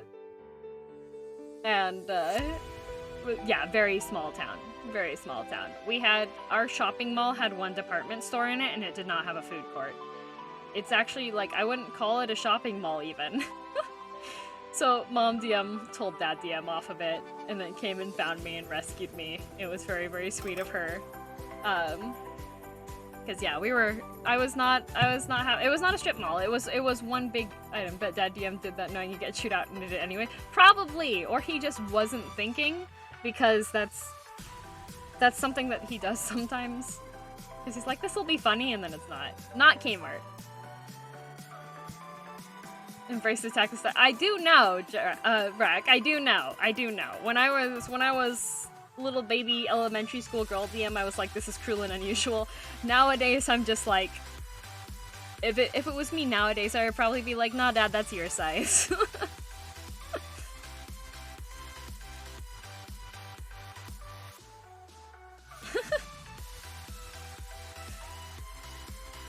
Or I would probably, like, pick up a tiny Speedo and be like, yo, Dad. Looks like you left your Speedo here. And Dad DM would probably own it right back there now. Protect the child DM. Dad DM wanted to make sure that I would give no hex later in my life, and now I don't anymore. Try refreshing, Monocle Bear. Sometimes that happens with Twitch. Ventus! Big heckin' cheers for you. You heckin' got this. I believe in you. You can do it. You can do it. I believe. I believe. Yeah, my dad DM was very much, oh, goodbye, German. I'll see you later. I'll see you later. I remember he would buy the Speedo and we know it. Yep, he probably would. He probably would. I remember one time. So I was at my aunt's house, and my aunt and uncle had like a nice house. And we were visiting for some holiday. But they had a kitchen island where we would like sit and eat breakfast and stuff, right? And so like Mom DM was sitting here and she was talking to my aunt and they're just talking about like various things, and I was eating food. I think I was in university during this time, but I was still about this height. And so like Dad DM was also, I'm just gonna draw Dad DM's kind of like Totoro. He's a mythical beast. Mom DM is Mom DM. My biggest fan. So, Dad DM is here. You know, my aunt would be a squirrel because she really loves squirrels. Like, she has a whole bunch of squirrel stuff. Haven't seen that? Thank you, Monocle. Yes, I like this tool a lot. The whole DM clan has cat ears? Of course. Mom DM actually does like cats a lot. Dad DM is definitely allergic to them and probably would hate having cat ears. But you know what? It's my stream, so I get to choose. Your aunt is Risu. She would be a Risu. Yes, she loves squirrels. Her old house, she had one of her bathrooms was completely squirrel themed, and they had found the coolest faucet handles. They had little acorns on top of them. It was so cute. Does Family DM watch Girl DM streams? Sometimes. So,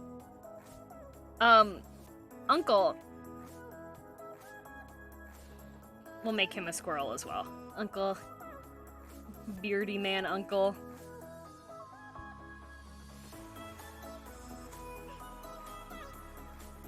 Beardy man uncle. So, beardy man uncle, he had work. He had to go to work. So, he comes in, and he grabs some food, and he comes over, and he gives his wife a kiss. And as he's leaving the kitchen, Dad DM goes, hey, where's mine? And beardy man uncle, was like, oh, comes over and kisses him on the lips. And my dad DM's just like, oh, your beard tickles. Kairi!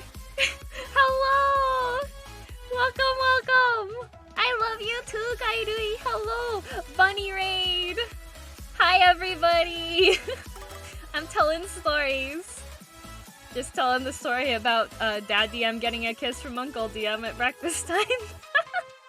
How was your stream? How was working on the art? I saw you were working on the live TD, right? What a time to come in on. Yup, kissies, yeah! Yeah, I was talking about how Dad DM gives no hex. Ever. Does not give any hex. Yeah. This is an example of Dad DM giving absolutely 0 hex, right? Gambit, thank you very much for the gift sub to Karui! Thank you. Best morning, I'm going super excited. Yay, I'm so happy to hear it. The picture looks super duper pretty. This is a raid, hands in the air. Okay. You got me, raiders. What do you want? Do you want dinner? Or a bath? Or maybe...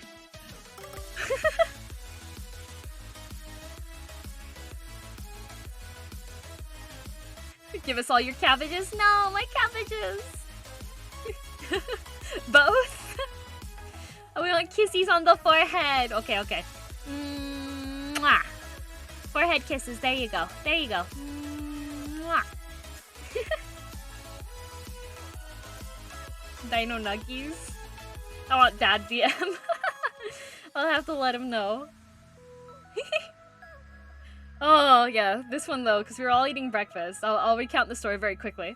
We were eating breakfast, and here's Mom DM, here's me DM. And here's Dad DM. Dad DM's kind of like Totoro, but more chaotic. And my auntie and my uncle came in to give auntie a kiss before he went into work. And as he was, like, leaving, Dad DM was like, hey, wait, what about mine? And Uncle comes back over and gives him a kiss on the lips, and Dad DM is just like, oh, your beard tickles. and his uncle is just like, I'll see you later, baby, and goes off to work. Oh, my family's chaotic. Oh, is Uncle DM Dad DM's brother? No. The auntie is the sister, the older sister of Dad DM. A true bro. Yep, a true bro. Comes in the chat or stream right now. I think they're probably watching TV right now. They just got a new TV. But let's see. Here's another Dad DM story for you. Uncle DM is another dad, clearly. He really is. He really, really is. He's fun. Let's just say that when I turned 21, they just gifted me with a whole bunch of random booze. So, not watching Uncle DM on their new TV, SMH. I actually, like, banned them from watching me when I'm around, but Mom DM does, she's my biggest fan. So, here,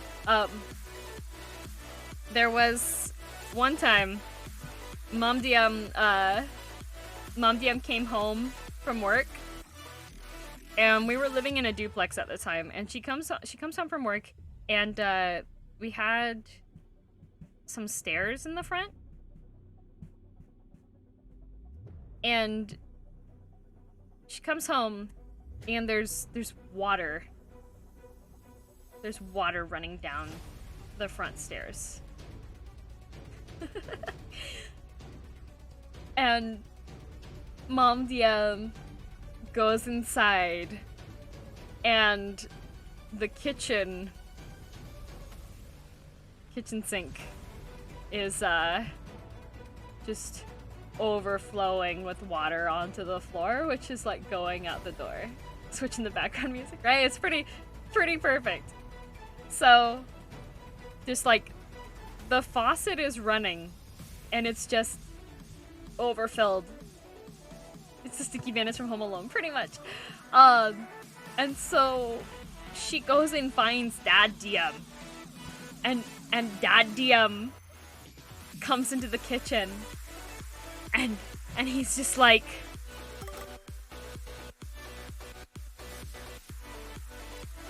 oh no! And then he shouts, girl DM! And Mom DM is like, what do you mean girl DM? And Dad DM's like, no, she was supposed to watch the faucet and then tell me when the water was overflowing. And Mom DM is just like, she's like, honey, girl DM's 5 years old. You can't expect her to watch a faucet for longer than 2 minutes when you tell her to watch the faucet. This is not her fault. This is your fault. Oh, so sure enough, like I had gone and like, Dad DM was like, girl DM, watch the faucet. And I was like, okay. He's like, okay, you need to tell me when the water is going to the fire. I'm like, okay. And I was 5 years old. A 5-year-old is not going to stay and watch for a faucet to overflow. A 5-year-old is going to go and do as she pleases. Bored now, goodbye. And Dad DM was absorbed in trying to fix the pipes that he didn't, he literally had the attention span of a 5-year-old. Yep, small DM just dipped and left Dad DM to his fate. Yep, that is exactly what happened. It was very entertaining. Baby girl DM is the best. Baby girl DM was a terror. I would have watched the faucet. I bet you would have. 7M, hello! Hello. Welcome to Girl DM. And Bracket, thank you very much for the follow. Hello, hello. I'm telling stories. Is Bro DM younger? No, he's older. He made up for by crawling the creepy crawl space. I did go through the crawl space with, like, trench warfare style, crawling on my hands and knees through a crawl space that was like a foot tall, holding an Ethernet cable through my mouth, with holding a flashlight in the other one as I, like, crawled through with my elbows and everything. Thank you for the hydrate. I'll hydrate.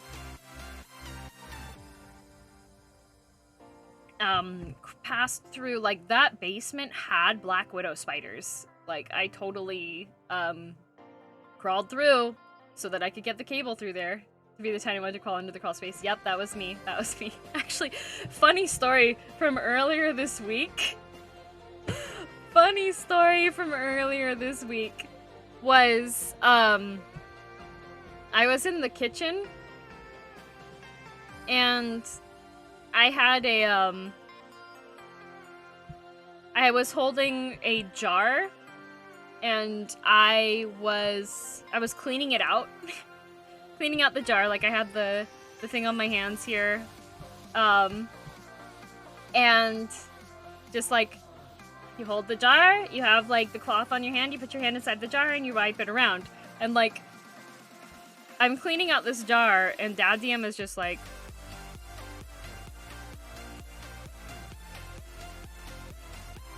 Dad DM is just like, how do you do that?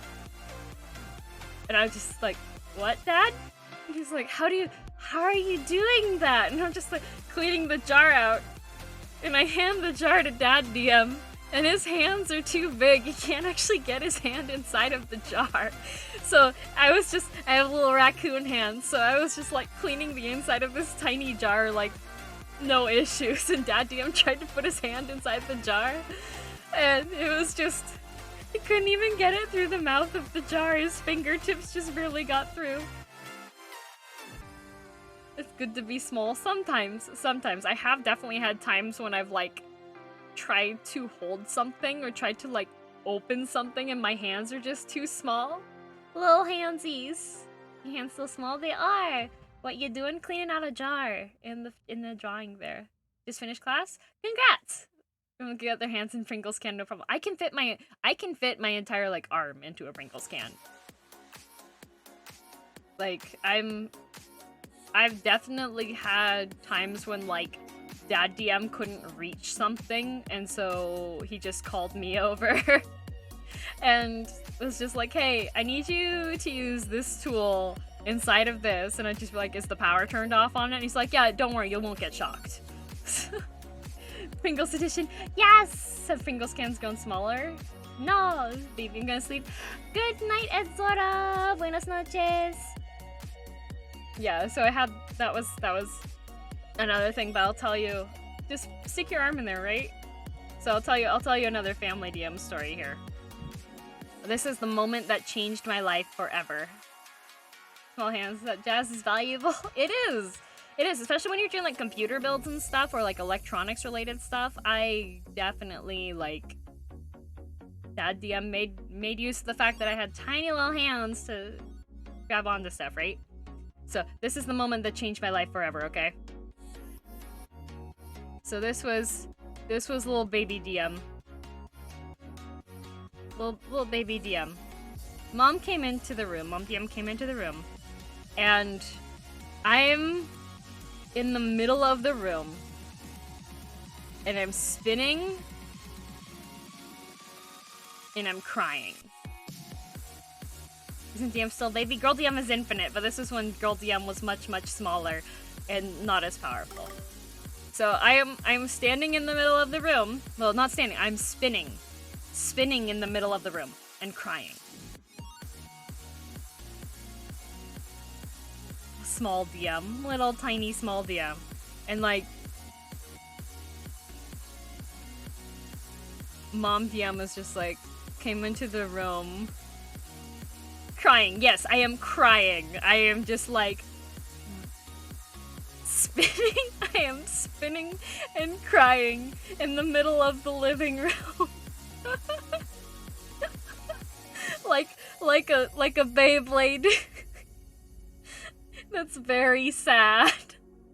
And Mom DM came into the room and she's just like, are you okay, girl DM? And I let out just the saddest little wail, a wail of noise going.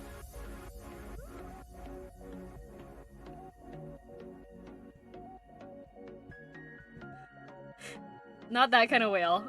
Wailed, W-A-I-L, wail. I just go, I don't wanna spin. And Mom DM goes, why are you spinning? And I just go, Bro DM told me to spin. And she goes, honey, you don't have to do everything that your brother tells you. And in that moment, I had a revelation. And I stopped dead in my tracks. And I just looked at her. I was just like, still with like tears. I'm just like, I don't. I don't have to. And after that, I never listened to my brother ever again. But just like Mom DM likes to retell that story too, because just the imagery of me like spinning. I'm by myself in the living room, spinning in a circle and crying. Oh, small brain exploded, and then my brain expanded infinitely with the universe. Extremely precious though. Yes, it is. I'm sure when I was young, that was incredibly traumatic. Because like there was an analysis thing that I had read, or heard, probably, I don't know, it's on YouTube maybe, where people were talking about how like ridiculous kids' reactions are to things sometimes. And the main thing with it, like the person was like, you have to remember, like, kids don't have life experiences like adults do. Like, if you drop your sandwich and you're an adult, you're just like, well, heck, I dropped my sandwich. But if you're like 4 years old and you drop your sandwich and you've never dropped a sandwich before, that could be the most traumatic moment in your life. Like, if you've literally never realized you could drop something and it disappears, it would feel like your world is ending, right? I cry for drop my sandwich. True, me too. Like, I would still be very sad if I dropped the sandwich, but I wouldn't be like, oh my gosh, it's the end of the world, it's the apocalypse, I dropped it and it's gone. Right? Right? That would be the main thing, hey? Video games made me think jumping would be way more... You know what? One of the things I thought would be much more requiring me to know about was like how to get out of quicksand. I know how to get out of quicksand. I did camping and I was like, we're gonna go to the beach. What if there's quicksand? And they're like, it's highly unlikely you're going to come across quicksand at the beach where you're camping. Still make a face when I drop stuff. True, it's literally the worst day of your life. It is. The ants are gonna eat it now, right? Yep, me too, yep. Well, I want to get stuck in quicksand just to get out of it. You can definitely do the thing when you go to the beach, if you dig out a section of the sand so it turns into like the soupy sand, and then you start stomping up and down, you can definitely get yourself to sink a decent amount, but your natural buoyancy will stop you pretty quickly. Such a huge problem in the world. Right, there's always quicksand. Or like, I was also very concerned about realistically painted walls that made you think that the path continued. Because that also doesn't happen that much. I'm gonna claim that that's closest. You can make your own quicksand pit? Yes, you can. You can make a quicksand pit. I think there's videos on YouTube on how to do it. From Roadrunner? Yeah, right? Wile E. Coyote. I was just like, this is gonna happen. We're gonna be driving and that tunnel's not gonna be a tunnel and our car is just gonna, bam, turn into a pancake because we hit the wall. Do you have really convincing cake? We do have really convincing cakes. Yes. Dropping quicksand in your sandwich. I hate sand. It's coarse and it gets everywhere. A sandy sandwich. Hot tub that's suspended sand using air pressure. Oh, yeah. Acme-related accidents are no joke. They really aren't. Like, Toontown should definitely show you. They have a lot of Acme stuff in there. Take yearly trips to Seattle and Seagull stole my dad's sandwich from his hands and 5-year-old me started bawling. Oh, no! Black ice, though. Oh, yeah. Black ice is terrifying. Black ice is terrifying. One of the times that it wasn't black ice, though. One of the times that I was, like, more than mildly concerned that I might die.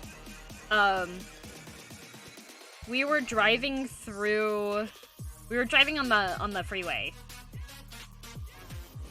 I'm still keeping my job bracket. Thank you. Ice in a wet road is ice in winter. So we were driving. What's the link to? Sorry. So we were driving, and in Oregon, there's a guy that was arrested for painting fake tunnels and people kept crashing. Really? That is heckin' rude. And thank you for the follows. Welcome to Girl DM. That's me. So we were on a section of freeway. Thank you, Azoda. So we were on a section of freeway that was like this for a decent amount. Like, if you've ever been through Oregon, a lot of times the freeway is like next to a river and it follows kind of the river track of it. That is straight out.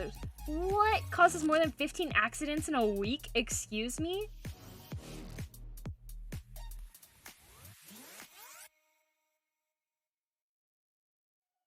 Oh no, it was an accident. It wasn't even malicious. Oh no. The City Council of Santa Fe decided to create murals to embellish the city walls, so they commissioned it to some institutions and organizations. There is news. Is this satire? It's fiction. Okay, it's fiction. Okay. Whew, this is not real. This is not real. This is fake. This is a satire. It's fiction. Oh, thank goodness, the balloon. Attaching a chair to his mother in it so she would fly away. Oh my gosh. I think it takes more than 137 balloons for that, though. Thank goodness. Okay, I was gonna... I wouldn't be surprised if it was a real thing. Just cause. But I would not be surprised. There was a real one that was in it, apparently. Oh, okay. Okay, so back on this one here. It's plausible. It is plausible. So we were driving on a section of freeway that was like this. And it was raining a lot. It was very heavy rain. And my cousin was driving. Well enough, it's satire by itself half the time. Yep. Balloon thing took... Yeah. It takes a lot more balloons. 137 would not be enough balloons to do that. So we're in the car like this, right? Just a little car. Vroom, vroom. Over here. So...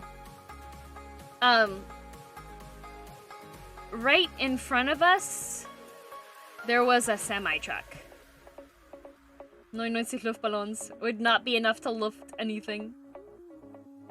So, this car in front of us, right? And Luft anything, no Luft. Es geht nichts. Kein Luft. And my cousin was being really good. We had a lot of space in between us. It was nowhere near like this close, but we were getting tailgated. But we had plenty of room in between us on here, right? And it's raining a whole bunch. And the truck in front of us, like... Hello, Space Senshi. Right about here, there was a whole big puddle of water. And, yeah, we didn't tailgate. We had plenty of space in front of us. But with the weather conditions, like, this is why, if the weather is, like, kind of bad, be even farther away. Way farther away. So we had this giant puddle, and the semi-truck goes through it, and it is like a tidal wave goes over the car. But we're on this pathway, and it was one of the construction things too. So these are like temporary barriers that are set up here.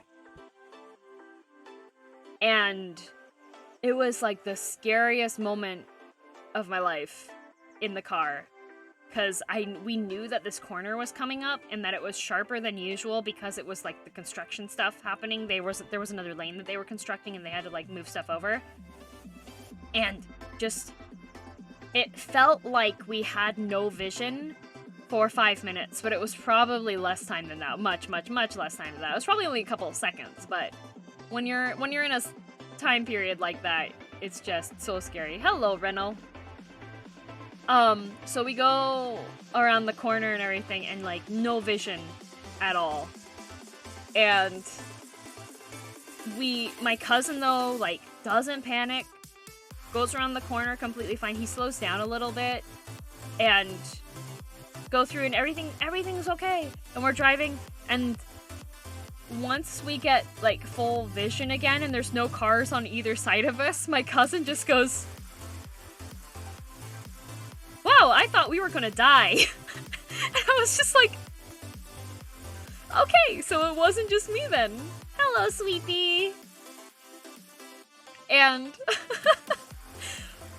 the only reason that he knew where to go on the road was because on the windshield there was one little corner where the water wasn't actually hitting, and he could see the taillights of the semi-truck through it. So he was just watching those taillights through this tiny little hole in the water because of just how the way, I don't know why, it might have been how his windshield wipers were set up or something. The water just wasn't hitting him. And yep, follow the lights. Yep, because there wasn't anything we could do. There were cars behind us, there were cars in front of us, and barriers on each side. Like, what else do you do in that situation? Yeah, just keep swimming. We knew that the curve was coming up, so he knew that he just needed to, like, watch what the truck in front of him was doing and hope that we didn't hydroplane. So, yep, it was scary. Tiny subcompact Geo Metro. Oh, my dad DM used to have a Geo Metro. The mattress in the low, slow down, so did the cars on either side, so I can get out of the lane and hit the mattress. Oh my gosh, Chloro, that's insane! Making a good stream? Yes, I am, Zero! Making for my model, waiting for your model maker to make your model. That's awesome, I'm excited to see how it looks. Yeah, roads are scary. There was another... I bounced a few times, scared me to death. Jeez. Oh, watching. I see. Nice. Yeah, that's scary. I haven't been in any, like, accidents or anything. The only accident that we were in was extremely slow. We were at a rest area, and it was snowy in the parking lot, and we had parked up here, and then there was a car that had parked, like, lower, and Mom DM was, like, backing the car out and, like, got it turned and everything, and then, she was trying to stop, but the whole parking lot was ice, so just very slowly slid into this luxury car that was parked at the base of the parking lot. So that was the only time I've actually been in a technical collision, because our car did hit their car. It did, like, no damage, which was really nice. The person was right there at their car too, so they were just like, okay, not much you can do if it does. Yep. Almost hit a traffic cone blowing in the middle of the road when it was raining on the freeways. Driving is stressful. Yes. My audio died? Oh, I might have just been talking a little bit too quietly. Ah! Can you hear me? Car flipped over and a friend told me. Oh, yeah, that's scary. Yeah, I probably was talking too quietly at the end there. Watching you car slowly drift into their car. Yup, that was pretty much what happened. It was just Mom DM behind the wheel just being like, okay, we can't really do much here. My foot's on the brake, but this is just ice, so. Eek, that's not fun, Waves. One of the other things that happened, so I was, we needed to get back to my hometown. And I was with a friend of mine from junior high. And I had gone to visit her, and so we were going to go back to the hometown, but we left the city that we were in too quickly. Well, no, not quickly enough. Not too quickly. We left it too late by like an hour, and we were supposed to go to a picnic. And so she was gunning it down the freeway the whole time. It was me, her fiance, and her in the car, and she was the one who was driving. And so I was in charge of the phone, and she had one of those phone apps that tells you like what's coming up or when there's like officers and stuff. So I was the one that was reading off to her and being like, hey, there's a speed trap coming up soon. Make sure like you're going the right speed. There's on ramps and off ramps, so you need to make sure like slow down a bit. And then the rest of the time we were going probably a little bit too fast on the road. Don't recommend doing that. Leave so that you have enough time. I was trying to tell her to do that, and she was just like, no, it's fine. So while we're driving on the freeway, there is a truck in front of us, and the truck has a tarp on it. And for a decent stretch of the road, there's this tarp on the back of the truck, and I'm just watching the tarp. Hello, Spoopy, how are you? I'm watching the tarp, and the tarp keeps wiggling more and more and more. And the car in front of us with the tarp is also going really fast. So I'm just like, hey, we need to pass this car, like, immediately.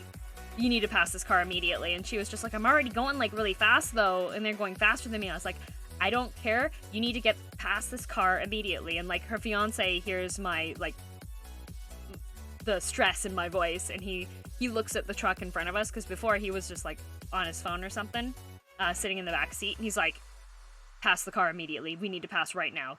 So, just as we pull up next to them, the tarp comes free. And it was one of those big heavy-duty ones that has like the really big metal grommets on the sides, and it just wasn't strapped down properly. And catches like a sail and hits the 3 cars that were behind us. And I look on the phone app, and less than 2 minutes later, the entire freeway is stopped behind us. And I was just like, holy heck. Were they okay? I don't know. We couldn't really turn around. We were on the freeway, and it was in the middle of like a very deserted section, but the truck that lost the tarp, after the tarp went free, did pull off to the side, so it was okay. But your Ichigo, so many near-death experiences. I've lots of experiences have happened. Yep. Oh, there you go, Zero. There you go. That is something you can do. You can do that. But yeah, I've been... Cars are a little bit scary for me still. Like, I've never been in anything that was like a bad situation, but definitely been in like close to stuff. I'm afraid of tarps just because of that reason. Yep, if Mom DM sees anybody that's got a tarp on the back or has like stuff in the back of their car, she's like gives them triple the space or tries to get past them as soon as possible, because like people don't secure their stuff down and is bad. I had a welding gas canister fall off a truck in front of us at an intersection once. Thankfully everyone was stopped. That is really good. That would be scary. I had to drive in zero visibility, rain at night going 80-90. It's for fun, sure. Fun like about to die fun. Yep, Bordeaux, yep. Yep, friend, helping a friend moving once in one of those minivan taxis with the load from the back. Reloaded everything and set off here. This crash behind us. Cabby forgot to close the back. No! Your stuff! Oh, no. My father's that way and it makes me boil. I would, if it was me, I would be like, I'm not moving until this car is this way. Oh. And Night Stalker. Nyan, nyan. There you go. Usually not, just gotta pay attention every second you're driving. Yep, gotta pay attention. Never closely follow a vehicle carrying a load. Yep. Yep. Let's see, it had in between a tow truck that had something similar happen to us. The car they were pulling, the bumper was wobbling. As nope, I'm passing, get past them, not 30 seconds later, see the bumper fall. Yep. Yep. That happens, like, way too much. Had a wildfire and, oh, had to drive with literally 10 feet of visibility. We've had wildfires around here, too. We had, like, the mountains always get wildfires, and it's really hard to put out fires on mountains because, like, you can't access them, and there isn't usually, like, water infrastructure set up when it's a wild mountain in the middle of nowhere, and I'm in Canada, so we have a lot of those. So in the summertime, there's a lot of thunderstorms. Thunderstorms, lightning, lights the mountain up, mountain set on fire, and they just do preventative measures, which means if it's a mountain in the middle of a section that's relatively uninhabited, they just let the fire burn, which creates a lot of smoke and low visibility. So we were driving to go to this little mountain town that we were going to spend the weekend there with some friends, and the smoke just kept getting worse and worse and worse while we were driving. And we managed to get through without any delays, really. But I had checked on my phone afterwards, and, like, it was yet again another near miss. The fire jumped the barrier that they, well, what they do is they do a cut, so they cut a whole bunch of stuff, and then theoretically the fire shouldn't be able to jump that cut, but if it gets windy enough, the fire can jump the cut. And so fire jumped the cut, which led it to be really close to the freeway, and they had to close that section of freeway for an entire day. And thankfully we had already gone through there, because otherwise we would have had to take a detour and go back the way we came, and it would have been another, like, 4 hours on the drive. Hello, Luna! How's it going? Fire can make its own wind. Yes, it can. Yes, it can. Also, death again was drunk driver flipped his truck in the center. Oh my gosh, that is scary. That is scary. Hello, sorry. Oh wait, sorry saying hello to Luna. My nickname is also Luna, but I usually go by DM. Sometimes I read it and I forget. It's raining and winding, so you couldn't even hear yourself speak. Saw in the news once we arrived, missed a major tornado by only a couple minutes. Oh my gosh! Eclipse, thank you for the gift sub to Luna the Magic Herb. The Nemu. What's your favorite Digimon? What season are we talking? Because I really like Tamers, so Duskmon would be the big one that I like. Heck in tears. Eclipse at it again. Yes. Country is 60% forest. I'm pretty sure we would burn out if forest fire started. Wheel. Yeah, I like Digimon a lot. I love Digimon. I actually have, I was a really big fan of Digimon Frontier. And there was a manga series for Digimon Frontier, but it was only sold in Australia. The English version was only sold in Australia. So I actually managed to find, like, volume 3 on eBay, and I still have that volume. I love Digimon Frontier, and it's, like, the one that's the hardest to find stuff for. Blaze, thank you very much for the host. I appreciate it. Thank you for the raid, too. Thank you, thank you. Have you been watching the reboot? Digimon fell off the 4th ep and don't know why, because it was tight. I have not rewatched the reboot yet. Well, have not watched the reboot yet. It's on my list. I have one of those grand lists of things. Like, there's so much stuff that I actually haven't watched yet. My favorite series is Tamers, but all-time favorite Digimon either Dracomon or Veedramon. Veedramon's pretty bomb. I know a lot of people really like Veedramon. I like Duskmon, and I like Lobomon, and Renamon. The entire Renamon evolutionary line I really like. Storytime on the highway. Raining heavy to hailing. Water was pulling everywhere. Foothills. We were heading up to the mountains. We were far on left lane. The oncoming traffic was behind the cement road. Guards kicking up water. We thought nothing of it until we got whitewashed on a turn. Instantly started hydroplaning, blind out of control for a few seconds. Stopped my heart. We were getting control safely, but holy heck. Yeah, hydroplaning. Hydroplaning is another one of those things. Like, I was in Wormmon is my favorite. I love Wormmon. Ah, I like dragons. Yeah. Omnimon, Omegamon. Yes. Merciful mode. Very good. Very good. I really want another Digimon world. I want Digimon world that's like super duper cool and on Steam. That's what I want. I would really like that. Due to hydroplaning. Leaves. Leaves are real slippery. Leaves are insanely slippery. Like, I've fallen walking on leaves before, so there's like a lot. You're on fire, a block of ice. Oh no!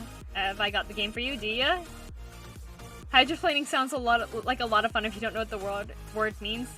Yeah. So my best friend lives in Burbank. She's in California, and when there's not a pandemic, I usually go and visit her once a year.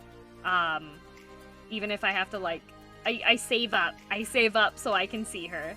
And we usually will go to Disneyland, because she's in Burbank and she has people that can help us get into Disneyland for free. Sign us in.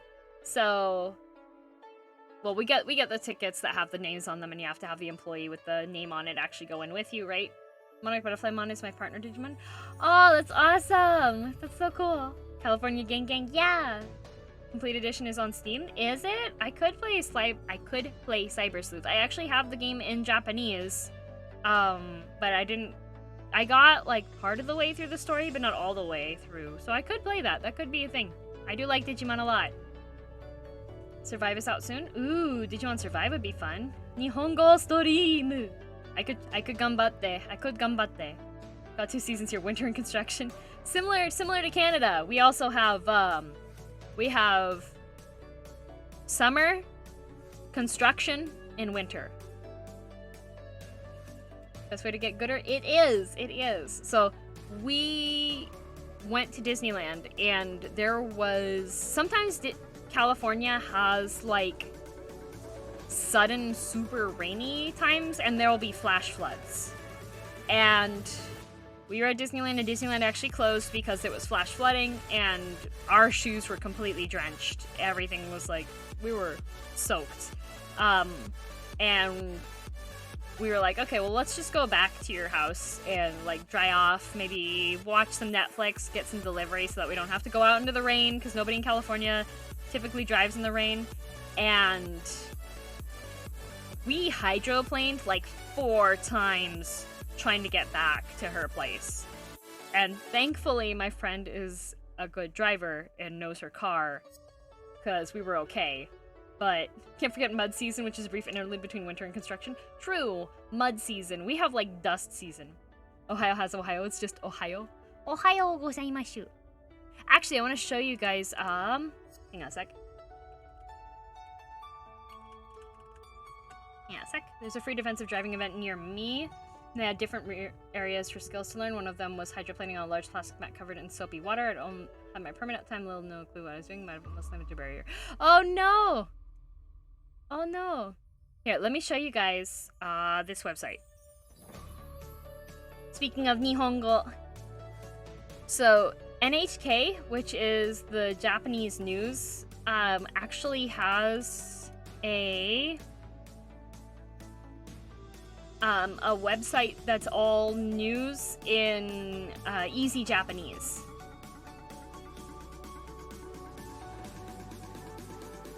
So you can search news based off of specific things. So here we have taifu, which is typhoon, and oame, heavy rain, tatsumaki, tornadoes, or kaminari, lightning related events, and jishin, earthquakes, tsunami, oyuki, tsunami, of course, oyuki, lots of snow, and netchusho, which is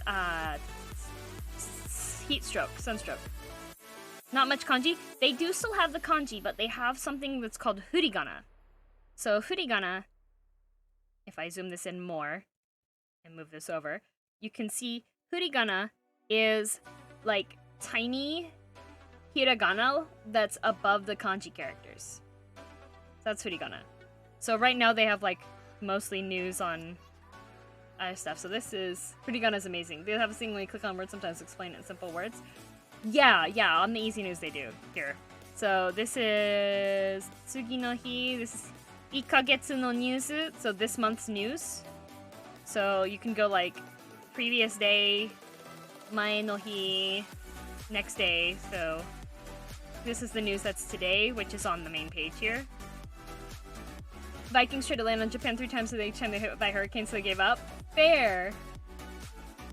Developer, it's 9:34 p.m. What do you mean? I usually stay up until like midnight or 1 a.m. my time. I am not going to bed for a while yet, sir. It's 12:34. No, it is 9:34 p.m.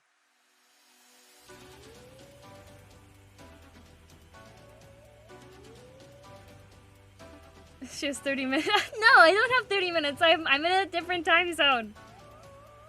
So let's see. I'm trying to see if there's like a good news article. When I was starting out, but I was too bored with the content. I usually try to read it one. I'm not going to bed. You can't make me. Of course, it's all like coronavirus news right now. Harder kept me more engaged. That works. It's all like coronavirus, of course. So I'm trying to see if there's more stuff. How's the country review, DM? Do not ask me that question.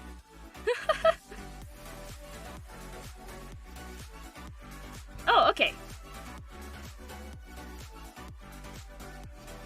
Ooh, does this one have a video with it too? I think this one has a video with it too. Still see Mori saying one movie talking news. Yup. This one has it. So this is 深い海で大きな魚が見つかる名前を横綱イワシにする. Okay, so there was in the deep ocean they found a new fish and its name is Yokojina Iwashi. What a name. カメラが捉えた大型の深海魚。新種で横綱イワシと名付けられました。海洋研究家型の深海魚。新種で横綱イワシと名付けられました。海洋研究開発機構の研究グループが5年前に静岡県沖の駿河湾で4匹を捕獲。いずれも体長が1メートルを超える大きさだったということです。I confused my 関取イワシという深海魚の仲間で、仲間の中で最も大きいことから名前が横綱イワシになりました。駿河湾の深海では食物連鎖の最上位に位置するということです。Probably, they said it was really big. すぐ足元のところでもまだ1メートルを超えるような巨大な魚が全く見つからずに残っている。まだまだ私たちが知らない生物の多様性がそこにはあるだろう。Wow. Yokozuna is top sumo we rank? Oh! I have not looked into sumo at all. Looks like a monster hunter. It does! Imagine it brushes against my foot when I'm swimming. No! You want a fish mask? I see. So they have like... Look at this name here. You just throw all the kanji together. Using your remaining time for bed. No! I'm not going to bed, developer. You can't make me. Thank you for the biddies, though. I appreciate it. Group. Sakana. Shudan. Love long kanji names. They're great. I have to sound them out. So, Kaiyo Kenkyu... 開発機構 I don't know what that is. 仲間ね。仲間。まあ最近はあまり読んでないで、今日は間違いがいっぱい出てしまうかな。そうだね。Bracket, nobody is holding you hostage here. You've just been like, leave the chat the whole time. You can leave. You just have to like... There's a little button up in the corner. No going to bed. I need to farm them points for Nyan Nyan. Oh, Trilo Bits needs them Nyan Nyan points, developer. I can't go to bed. Thank you for the 100 biddies, Trilo. No. 研究グループは2016年 No, I will not. Thank you for the 100 biddies, developer. No, I'm reading the news. I'm reading the newspaper before I go to bed. Need those points to rate myself. Zero is gradually working those steps up. Ni... Shizuoka... Shizuoka-ken. I don't... Oh, Shizuoka. Shizuoka-ken. Ah, it's in the Shizuoka. In Shizuoka. Ocean Research Development Organization. Wow, what a direct name! Thank you, Nanashi. Ah! Nanashi-san! Nanashi-san! カエルイちゃんの先生ですね。こんにちは。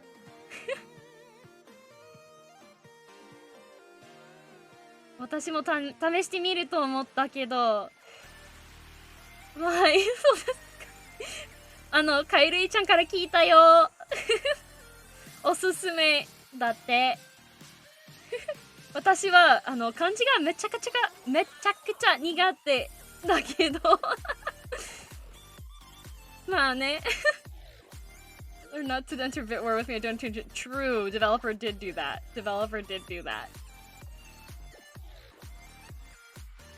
Shizuoka 県の駿河湾大丈夫。でも私は最初ではない日本語能力試験の3持ってるよ。私3級だよ。でもこんな感じぐらいが読めるはずなのに。あ、駿河ベイ1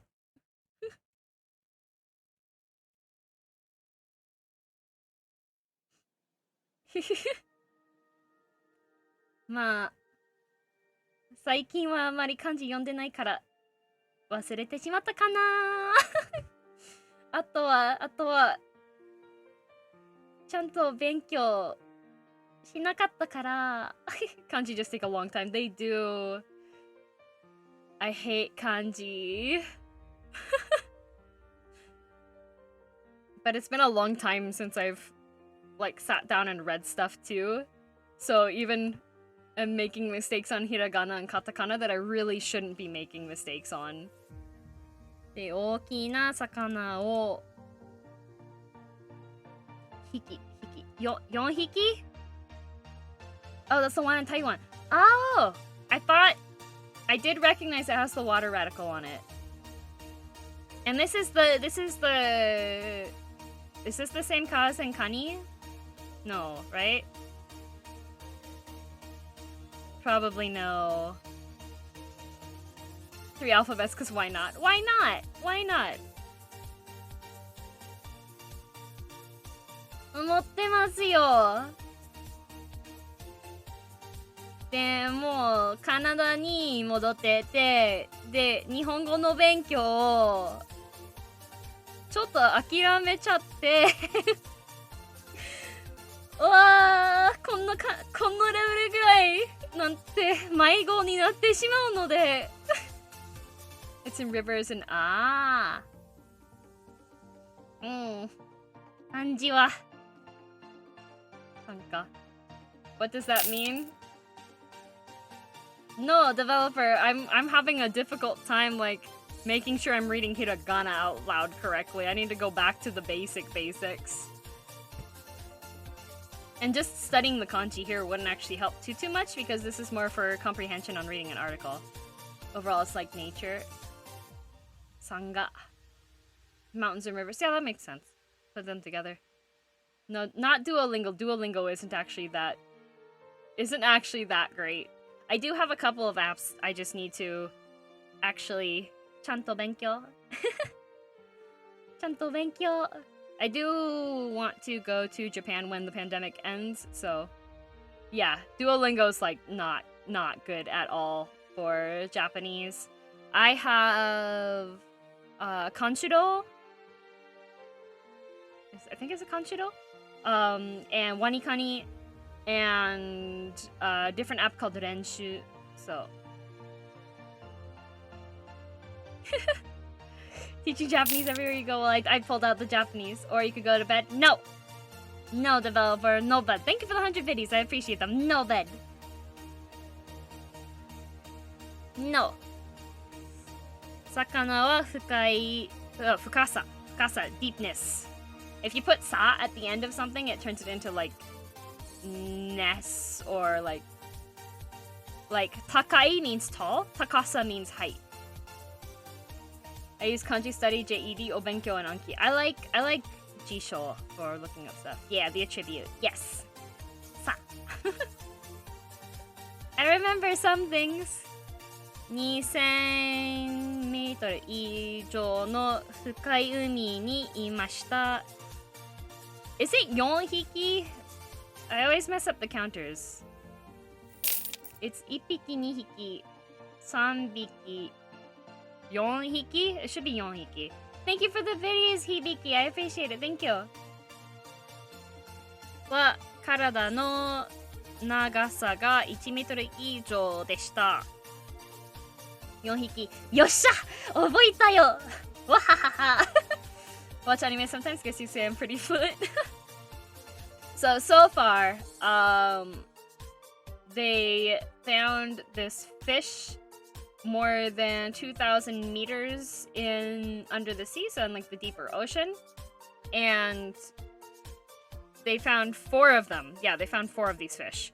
And all of them were longer than 1 meter, even though they were so deep down. Like, a lot of the deep sea fish are, tracking. A lot of the deep sea fish tend to be, like, smaller from what I've seen, I think. I haven't like, paid too much attention on fish.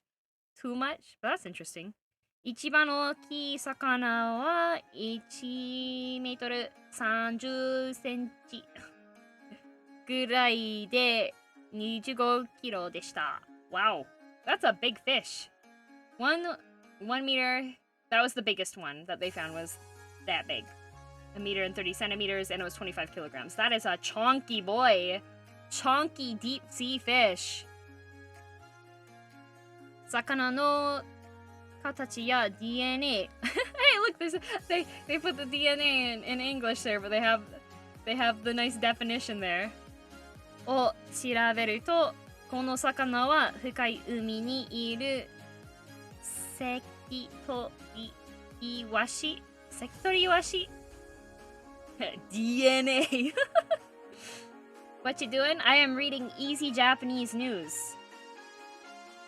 関取石はイワシ、not 石はイワシの仲間の新しい種類だとわかりました。So it looks like it is according to its DNA, they checked the DNA, and it is related to another type of fish that is called a sekitori iwashi.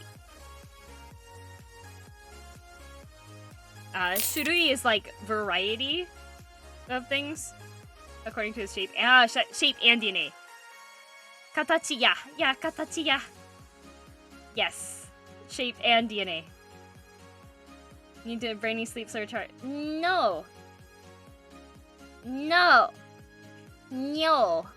I say no way, developer nya. And thank you for the 100 biddies. I appreciate it. No sleep. Way too early for sleep. You go to bed. Are you using Rikkai-kun for the kanjis? No, I'm using Wanikani.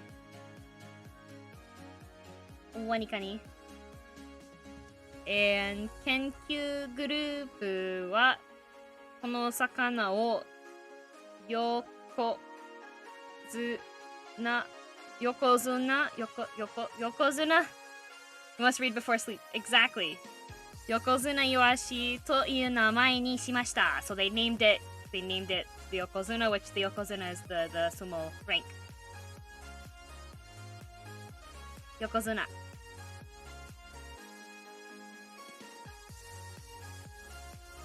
I don't usually see Zu with katakana.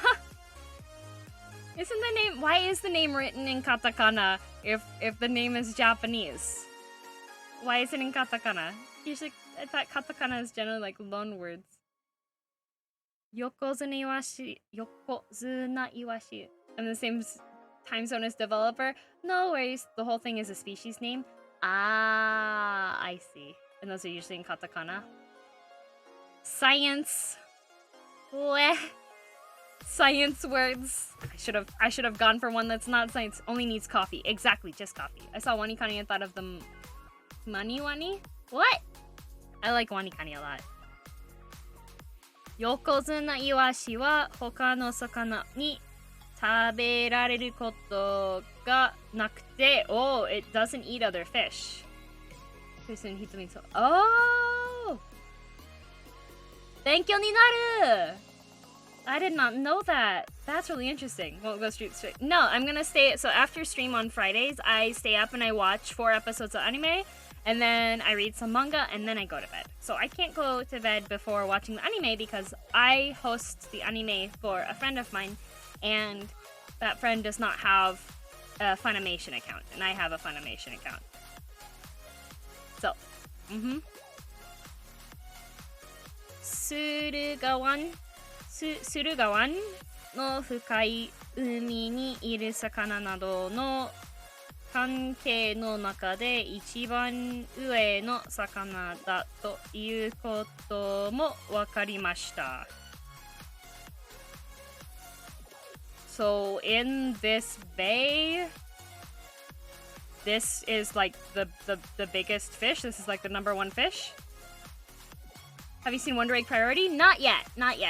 The series that I'm currently watching before I go to bed, we usually start off with Higurashi, then Mushoku Tensei, So I'm a Spider, So What, and then Horimiya. So those are the ones that we usually watch. And then on Sundays, we usually catch up on other stuff. So we just finished watching Fate Zero, and then I'm going to do... Good choices, thank you. Mushoku Tensei, I read the manga, so I know things ease up soon. I'm treating it kind of like season 1 of Game of Thrones. Hello, Diofast! May or may not have started a Wanikani account. Nice! It's free up to good levels, so I highly recommend trying it out there. And, I dropped my hands. Waifs, big heck and cheer you! Big heck and cheer! Heck and weekend cheers for you. You got this. I believe in you. Theo, I am painfully going through an easy news, but I chose one that was a little harder than I expected, and I keep messing up when I read. 研究グループは横綱イワシが深い海の底の近くをゆっくり泳いでいるところもビデオに撮りました。So they also took a video of it swimming very slowly in the deep water. Wonder Egg Priority. I do trust. I recognize like the studio that's working on it, and I've seen a lot of my friends have recommended it, so I believe. Don't drop your hands, you won't have anything to pick them up. You're right, Pox. Oh no, you're right. Check out Her Appetite is Too Big for Me Alone manga is good. I wonder, that sounds familiar. I will have to check it out. Thank you for the recommendation, developer, and thank you for the 100 biddies. I appreciate it. 4匹は全部メスでした。メス。動物で子や卵を産む能力が aru ho. They were all able to be pregnant? What? Nesu. Oh! Female animal has the ability to become pregnant or give birth. Well, to lay eggs or give birth. Aha! 研究グループはオスが動物の男性に当たるもの。研究グループはオスがどこにいるかなどについてもっと調べたいと話しています。They're still looking for male animals. Thank you, Obocup.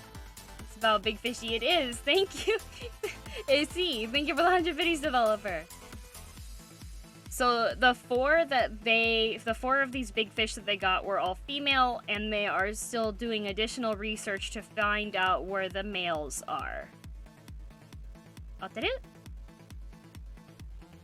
Yeah, they haven't found the male of that species because they found 4 of these fish, and the biggest one was 1 meter and 30 centimeters.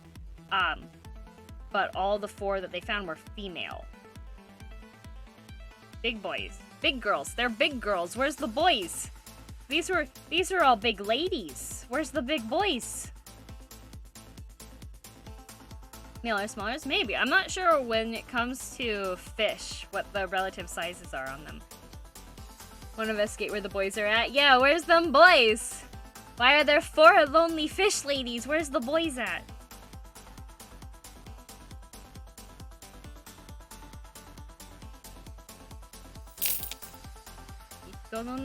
Oh, is this like answer things? Seems fitting that the VTuber ended up leading me down the rabbit hole. So one whose stream is the stream that my browser's back.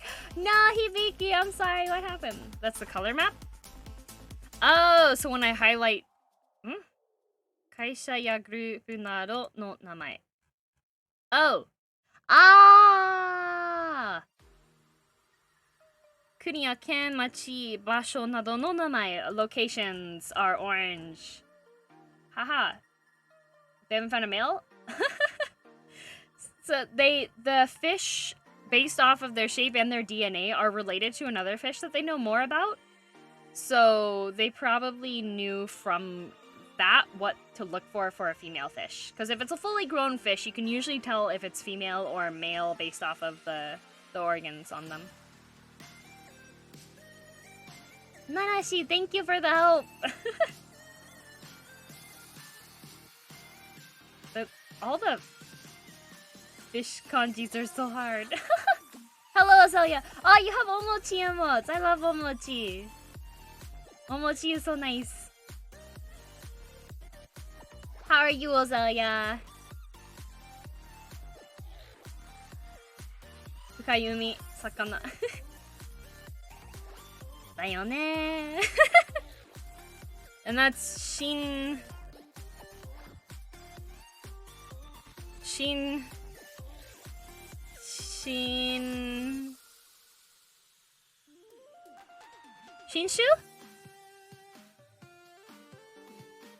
Shinshu?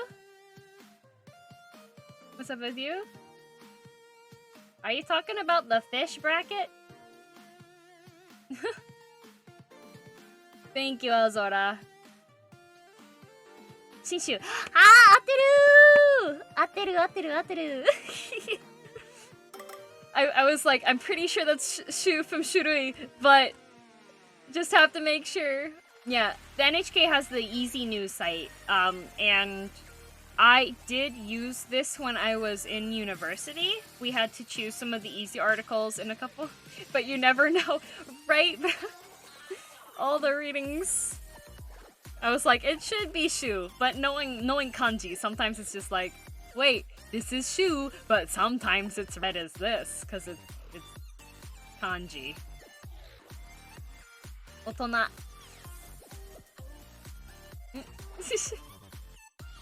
What have you been up to? Today I told a lot of stories about stuff and drew a couple doodles. And not like dining, yup. Unless unless you are making up kanji reading. I had 3 others running, and during your stream, that was the one the browser froze. Oh no, Hibiki, I'm sorry. Thank you for the video, so I appreciate it. Unless you have, what was the name of it when there's families in Japan that have been putting kanji on their kids' names and then saying that it's read a different, isn't it like called a kira kira namae? Hello, Samurai Lord, how are you? Yeah. Kira kira name, so they'll put like sparkling light and be like, oh yes, her name is Mary, and you're like, that's not what those kanji are for. Oh. There's a lot of ones. There's a lot of ones out there. Hello, Latios!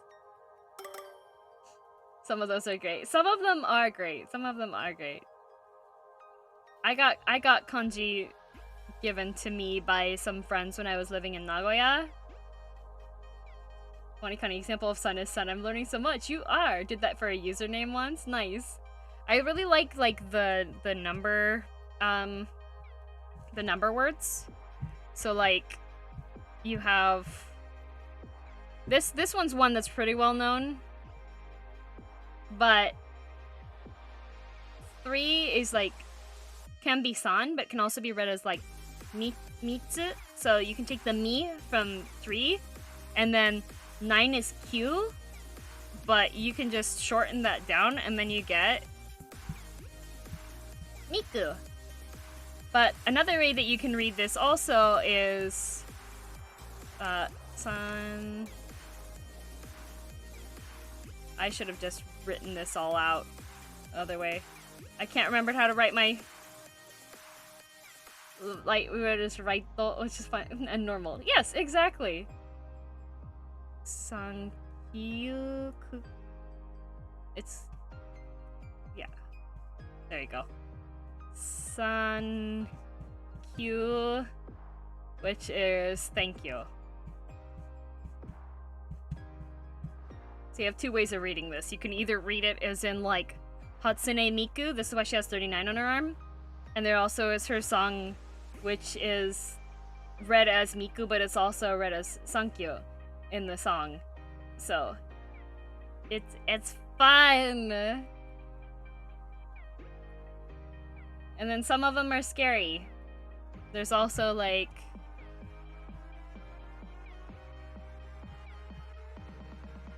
I think this one should be yo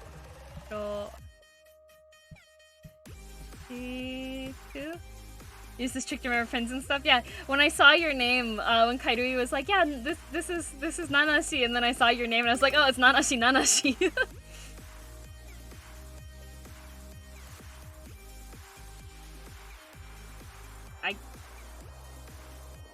Huh?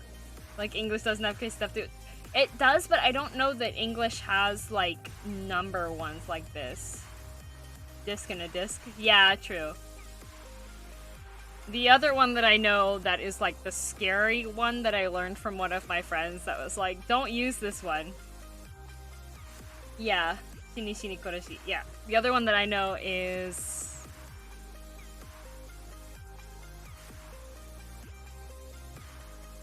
this one's kind of on the same level. Potato.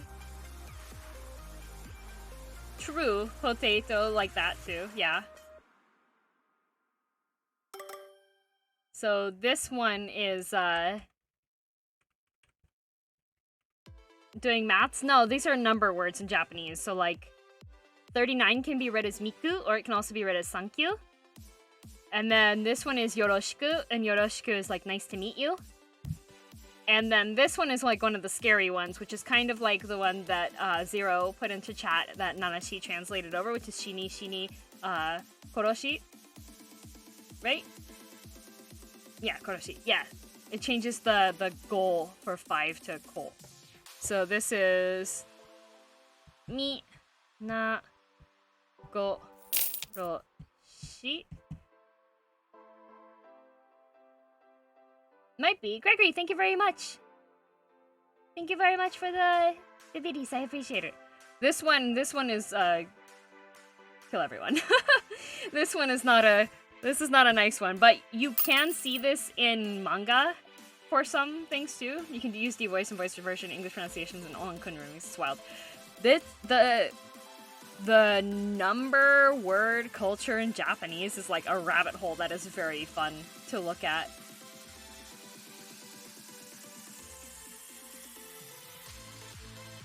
Yep, there's a whole bunch of them. They're very fun. Law, mystery, horror manga use it? Yes. Yep. It's very fun to see the ways that it's used. Like, the main one that, like, the first thing that clued me into it was with Miku, because there's a song that's called 39, and, there's a lot of wordplay involved with, like, the 39 with the Miku and Sankyu in it. So I was like, that's really cool. I like that a lot. Name for it is Goroase if anyone wants to look at it. Aha! Nice. They're fun. Yeah, katakana, well, not katakana, all the different readings for the numbers and everything. Like, we have leet in English, but, like, leet is more of playing with pronunciation to read stuff. Use them to remember dates, so I like Japanese era names. Yeah, okay, starting years? Oh. Maka dials for the Reaper God guy. Yeah! Yes. Developer, did you go to bed? Yeah. Nihongo bikuri shita. Who my mind went to with the numbers? Yeah. They're fun. How fast are you on Minesweeper now? I have not tried it in a little while. I should check it out. One of my favorites. Pandora. Ah! Is that Box Girl? Yes! Okay, I got it. Haha.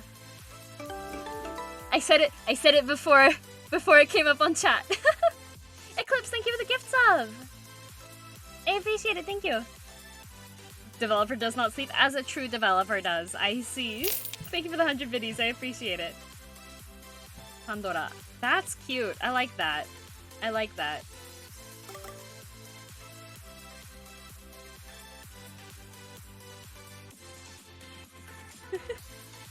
And thank you for the follow. Welcome to Girl DM. So, we've hit just about our time now here. So, I'm going to... Does anyone want to redeem a raid target or no? Say written as, is that what this means? Yes! Yes. Yeah. That is what that means. It's... And even with regular names, they'll be like, oh, it's using this character from this word as this reading.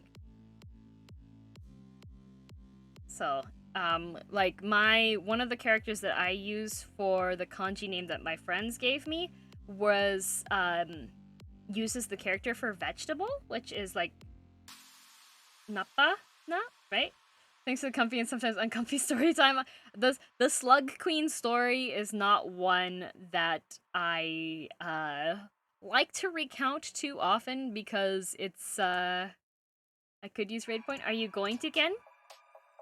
Thanks for the stream. I'm gonna head out. Good night. Good night. Really wish they'd leave the big kanji in translated manga. That would be cool. There are some manga that it's like learn to read along with it, right? I don't need sleep, only girl DM doodles and stories. Thank you, Zero, and thank you for the 100 videos. I appreciate it. It's sluggy. It's definitely like she lived up to the nickname that I gave her. Although, well, I gave her the nickname afterwards, so I guess my nickname lived up to the experience, but yeah. Is there anybody here that wants to do it or no?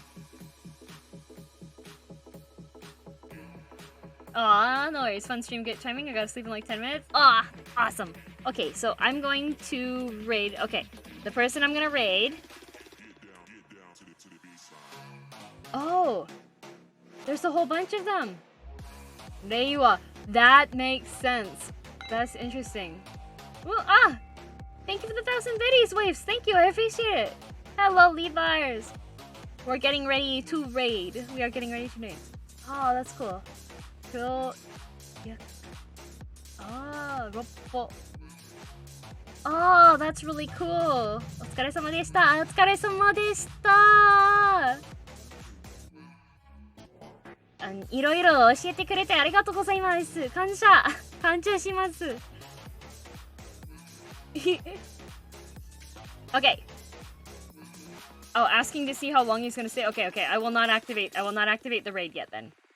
We'll wait and see if Ken Lee Soo has one. Thanks for mentioning Wanikani. I'm the kind of person who gets wrapped up in finding the best way to study. Never actually studies. Gonna give this a shot.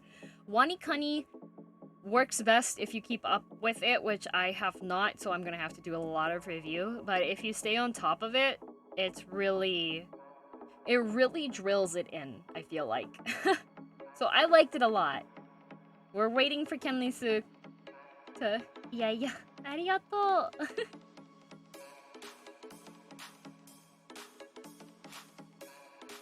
If I can clear up my schedule a bit more, I'm gonna try to focus more on studying Japanese. Okay, we have a raid target. Do not spoil the raid. Like Wanikani, a friend who lives in Japan recommended it to me. Nice. Learning kanji with Wanikani can recommend? Yes. Yeah, I like it a lot. It's definitely a supplementary thing though. It's only really for focusing your kanji learning. So, we are going to go raid my good friend Nemuranai Kai. Thank you, Ken Nisu, for the set raid target. Good for the weeb soul. It is. That was my objective. Mangaを読めるようになりたかったから勉強始まったよ。Yes, we're gonna go raid Nemuranai Kai. I will see you guys tomorrow. Tomorrow's stream will be finishing my RimWorld run with Hikaru. With Hikaru-kun. We're almost done. Our spaceship will take off soon. Here's for the stream. Hopefully can thank you for the 180. I appreciate it. Maybe. So, raid call is good job, Kai.